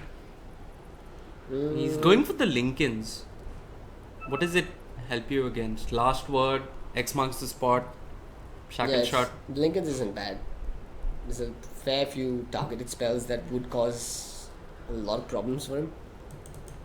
if you have a Lincoln's, let's just put it this way, you're gonna have to commit. If the Slark has a Lincoln's, Go Figure is almost always gonna have to commit either the Global Silence or the RP to get that kill, and they'll have to do it before he channels up that Dark Pact. BKB, Lincoln's as well as Dark Pact. He's essentially a hard-hitting puck once he gets those items. Yeah, and then you can have Slark hitting the building with Negi staying a little bit behind instead of Slark jumping for heroes. And No, I think Slark still jumps for heroes. you think he still jumps for heroes? Yeah, Doesn't hit the buildings? It's harder to control him once he jumps for heroes, which is the problem. Then you've got to rely on some really flashy plays like a skewer into your fountain or something. And we've got that 500 skewer range, but that kicks in only at level 25. Quick look at Talon's Silencer, yet to take one. Hasn't got the most tempting of talents at level 10. Juggernaut, what's he gone for? Plus 175 health, plus 20 attack speed. Kunkka, plus 40 torrent damage. Looking to get more magical damage done as he obviously doesn't get too much chance to get in some physical right clicks. And Night Stalker, he's gone for the plus 100 cast range. It isn't really that much. Plus 7 strength wouldn't be too bad, considering that he is a strength hero.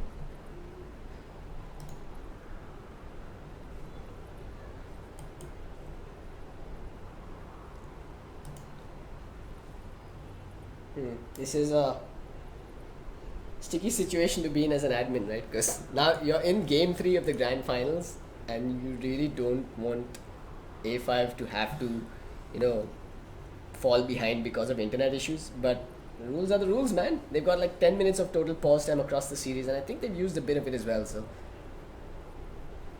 I would hope that Puzzle comes back on time, because it would be hella anticlimactic if they were forced to play 4 versus 5. Yeah. What's the play of a Go Figure? Just wait for Aggressify to come high ground and maybe land an RP. Are they that confident of just holding on to the high ground? The high ground defense isn't too bad. They've got the power shot, they've got torrent, and even arcane curse as well. But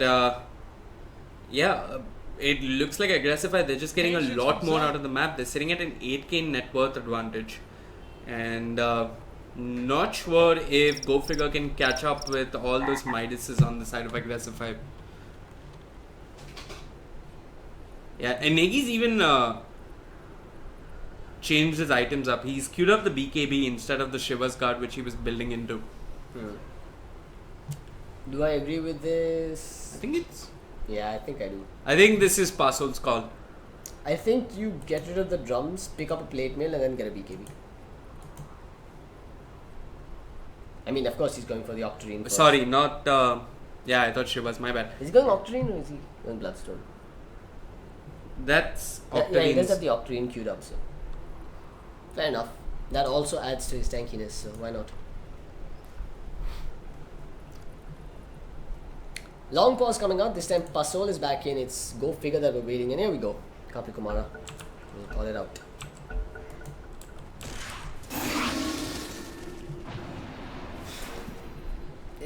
This is still one of those games where there's no clear victor. While A5 are the ones in the driver's seat for now, they did end up taking quite a blow when they tried to breach high ground.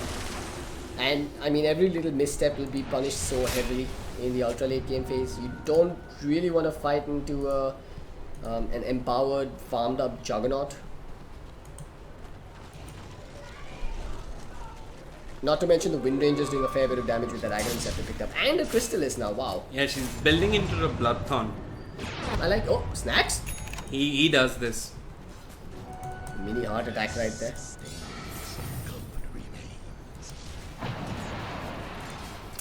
So I think Aggressify want to wait until Bardosai picks up his BKB, and maybe even until Dead Prophet completes hers, and after that they attempt to group up. But the next big objective for both teams is going to be Roshan. Pasol already doing some good work here. He's made Paddling pick up the gem, or probably picked up a gem himself and given it to Paddling, and they're just making sure that they have complete map control. So they are working towards high ground, I think the bigger but bit by problem, bit. one of the problems here is that they've really gone all in with that Chrysalis pickup on Wind Ranger. Maybe the Maelstrom would have still been of some value. Having the ability to do some sort of creep damage adds to their pushing potential, which means that they could try and split push and slow down the pushes coming in from aggressive 5. But with Armenia picking up the with the Chrysalis, it's pretty evident that she has to fight and be successful in those fights to actually make use of that item. Mm-hmm. Or rather, actually turn a profit from that item. Anyway, Silencer, has he finished up the Glimmer Cape just yet? He has the money for it, but he's not quite spending it. I guess he's prioritizing the buyback. Makes sense. I mean, it's only 31 minutes in, but it feels like the ultra late game already. One lost team fight here could be the end of the game for either side quite easily, especially with the pushing potential coming out from the Death Prophet. I really like what Aggressive Fire are doing. I've noticed that in the past they maybe force high ground a bit too early, but they're going to slowly squeeze the map out of their opponents. They picked up the gem, they're getting some vision going across the map, they're waiting for BKBs, Barter size BKB is rather crucial. They're also waiting for Night Stalker to pick up the Axe, which is definitely going to help Barter Sign initiate a whole lot more. He's just 400 gold away from it, and I mean, purely in terms of late game physical DPS, I'd say that, yeah, sure, there is a little bit of an advantage in favor of Ghost Figure, but when you look at the overall scheme of things like Night Stalker, Flying Vision, things like, Aghanim's Disruptor eventually that could shut down those BKBs, they're on even footing. The late game is equally strong on either side, but the bigger issue is it's so easy for either side to actually chunk down towers with the Exorcism and with the low base attack time of the Juggernaut, that if you slip up even a little bit, you get punished very heavily by losing objectives in quick succession. okay, the Night Stalker has his Axe. Is it go time for Aggressive 5? Has Barusai completed the BKB? Almost. It actually feels like you have a jungle now with this change of the jungle. But the other problem with the change is that teams are more content to just sit and farm in the jungle as opposed to make plays. No, that's cancer in a pub. I can completely understand that. A Legion Commander starting off with an Iron Talon is now a thing because of the change to the jungle, and that hurts a lot of us in our low skill bracket. But yeah, you can quickly get these items. I mean, if with the earlier jungle, if you had to wait for Enigma to get a BKB, for Night Stalker to get an Axe, it would take a fair amount of time. You'd have to do it, I don't know, maybe by scoring kills, but you can have this slightly more passive mid game where you're all looking for items. Yeah, but I think the jungle creeps bounty has also been reduced. The XP yeah, the EXP bounty progresses with time. Yeah, but it starts off at a lower point, right? Yeah. So I guess it's valuable to farm the neutrals in the ultra late game phase, not so valuable to farm them in the early phase. Yeah. Which is how Dota should be actually. I mean, you get more opportunities to make money in the late game phase when your map is squeezed out and when the enemy team is trying to starve you for gold. But in this particular game, it's almost as if we're back at level 1. Both teams are just staying on their side of the map and farming their own jungles. With the exception of the Wind Ranger. Bartosai has that BKB complete. It's possibly go time for Aggressive 5. Roshan has respawned and Flare is reconnected. I feel so bad for A5, man. They've clearly had a lot of internet issues that they've been struggling with. So I remember talking to A5 in their earlier avatar, and they kept complaining that we've been at it for so long. Why don't we get sponsors? What do we do wrong? And if they get sponsors, I hope that the first thing the sponsor does for them is give them some good internet. Or like a boot camp or something. Or a boot camp. They deserve it, man. Both teams are playing some exceptional Dota. And yeah, go figure. They're on the right track here. They are thinking about Roshan. Do Aggressive? I know though. No scan available to them just yet. Kavikumara is starting out in the Rosh pit. This could be a huge advantage for Go Figure. Aggressive 5. Here's the smoke. They're playing with the Night Stalker vision. He has got Darkness, does activate it. What are you doing, man? Snacks is a bit of a clown. Yeah, they have complete vision. There's this two-man silence coming out from Negi. Kavikumara does pick up the Aegis, but he's caught in the Static Storm. Here's the damage coming out. Negi dropping low, drops the Yules as well. Pops the BKB, but will end up going down. Bartosai jumps in. It's a big black hole onto 2. Immediately cancel, and he will end up falling to the Omni Slash. went so wrong for aggressive 5 so fast. You know what? This might just be the end of the game. They've got RP, they don't have the global silence, but there's no death profit and there's no enigma. And even if they respawn, heck, even if they could buy back, they have no exorcism and no black hole. That was one of the most clowny and haphazard fights I've ever seen a team take, and A5 are going to get punished heavily for it. This is what happens when you pick those heavy AoE based lineups and then group up your initiations like this. We spoke about how either team can break through buildings in a jiffy. Look at how Captain Kamara is going to slide through that tier 3 along with our Mine. Winterman is going in, gets the healing ward and jumps out, does not want to stay and fight through this. They are just sacrificing their lane of barracks. And really they have no other option at this point. I'm actually surprised at this. There's the glimpse pulling him all the way back. But he's been X-marked by Drake. Oh my god, take a bow, Drake. That was really well done.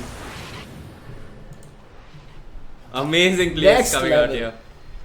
That's how you counter glimpse, man. X and back. That is so frustrating for a disruptor. I mean, Pasol stood still for a good 2 minutes after that. Like, what just happened? I thought I had him. But yeah, Drake.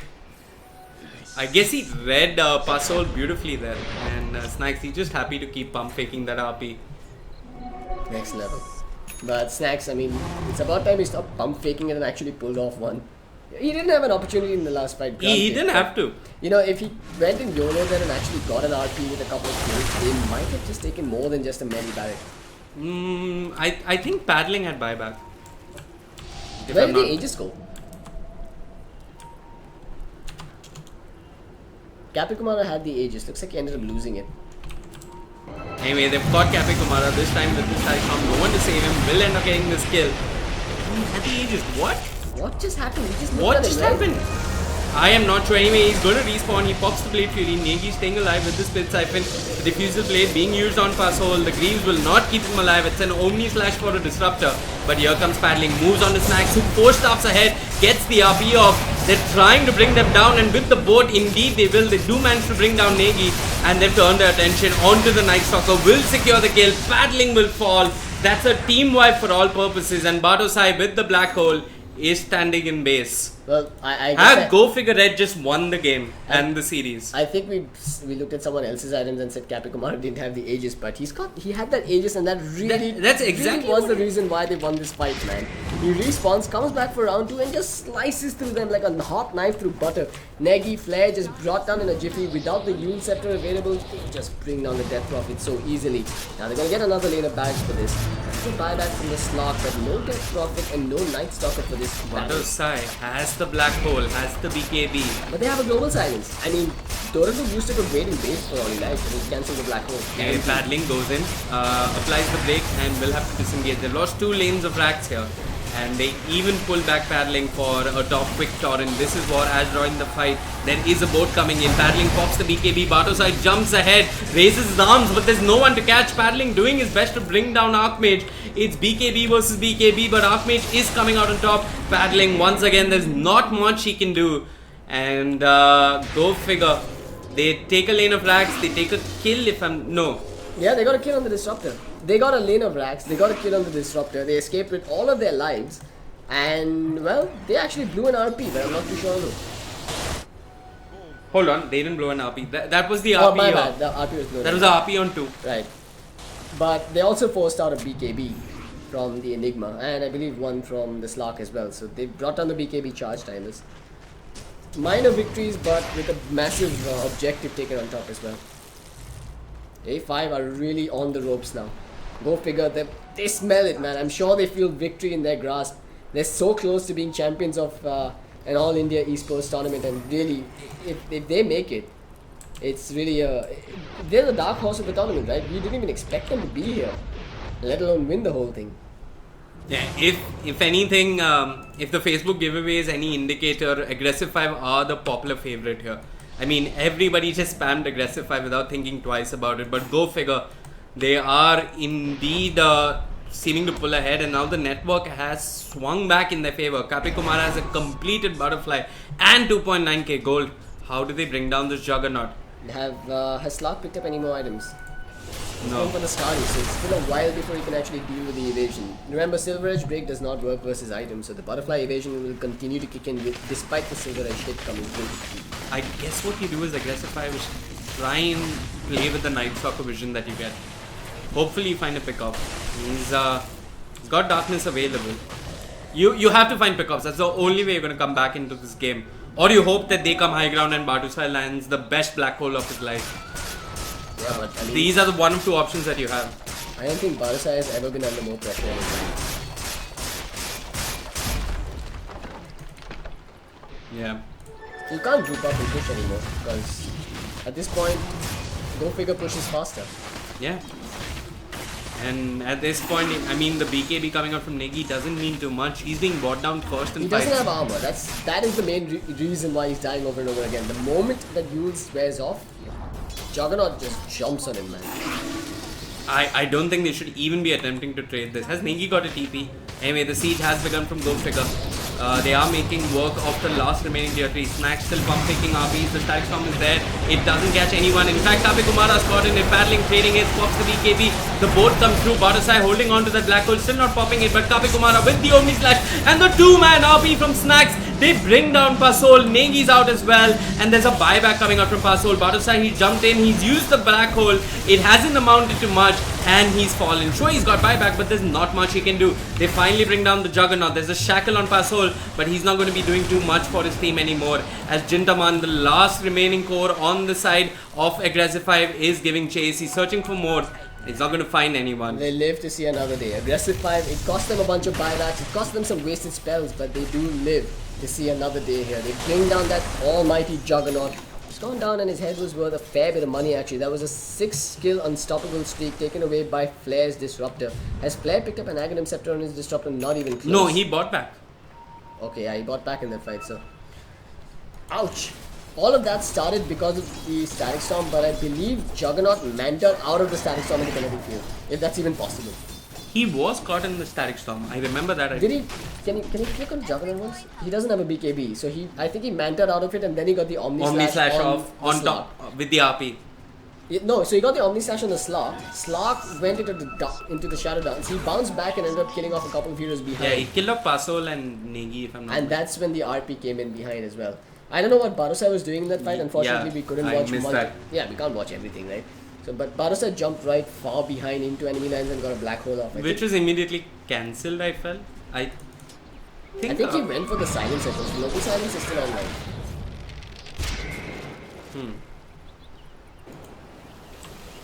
I wonder if the fight would have been much more different if they did get the global off. I'm also wondering if you actually stay and save your global silence only for the black hole now. I guess you have to, right? You don't have a choice. If the black hole connects, that's a license for... I mean, Enigma has his BKB, so... Yeah, the global is really the only way you can stop him. Yeah. Anyway, Night Stalker has picked up a blink. You know, Wind Ranger also went for that BKB instead of the Bloodthorn first. Wind Stalker.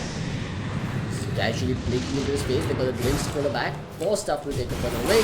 Then there's the Manifest coming out, but this is time being spent where her cavalry is arriving.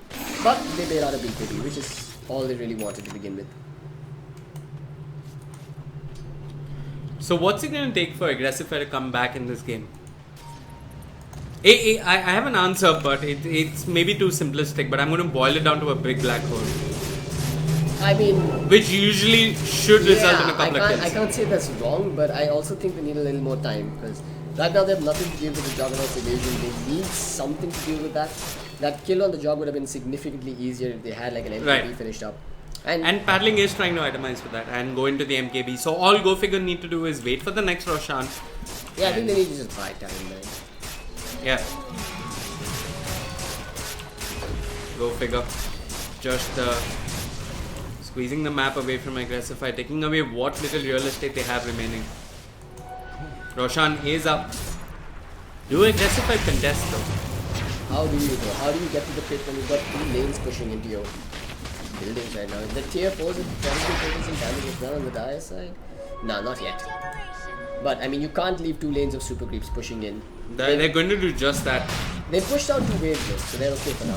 There's actually a casual Radiant Heat Wave walking into the pit. This is what they see them. They got the vision, the light pushing on them. Oh, nice. Just the Got silence! the silence, and with paddling, this could be a kill on Milky. Watch for the They've black got hole. the static storm on the Juggernaut. Bartosai Bartosai walks in. got in. He's gone in. The black hole was used, and it was whiffed by the RP coming out from Snacks.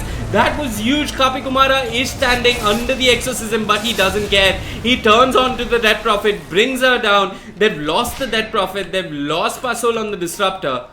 And I am not sure what happened there, but Bartosai did not BKB before his black hole. His black hole got cancelled somehow. I don't know if he cancelled it himself. RP goes through BKB. It was He RP. didn't get RP'd. He did get RP. Are you sure about that? Yeah, don't I saw think it. that was RP.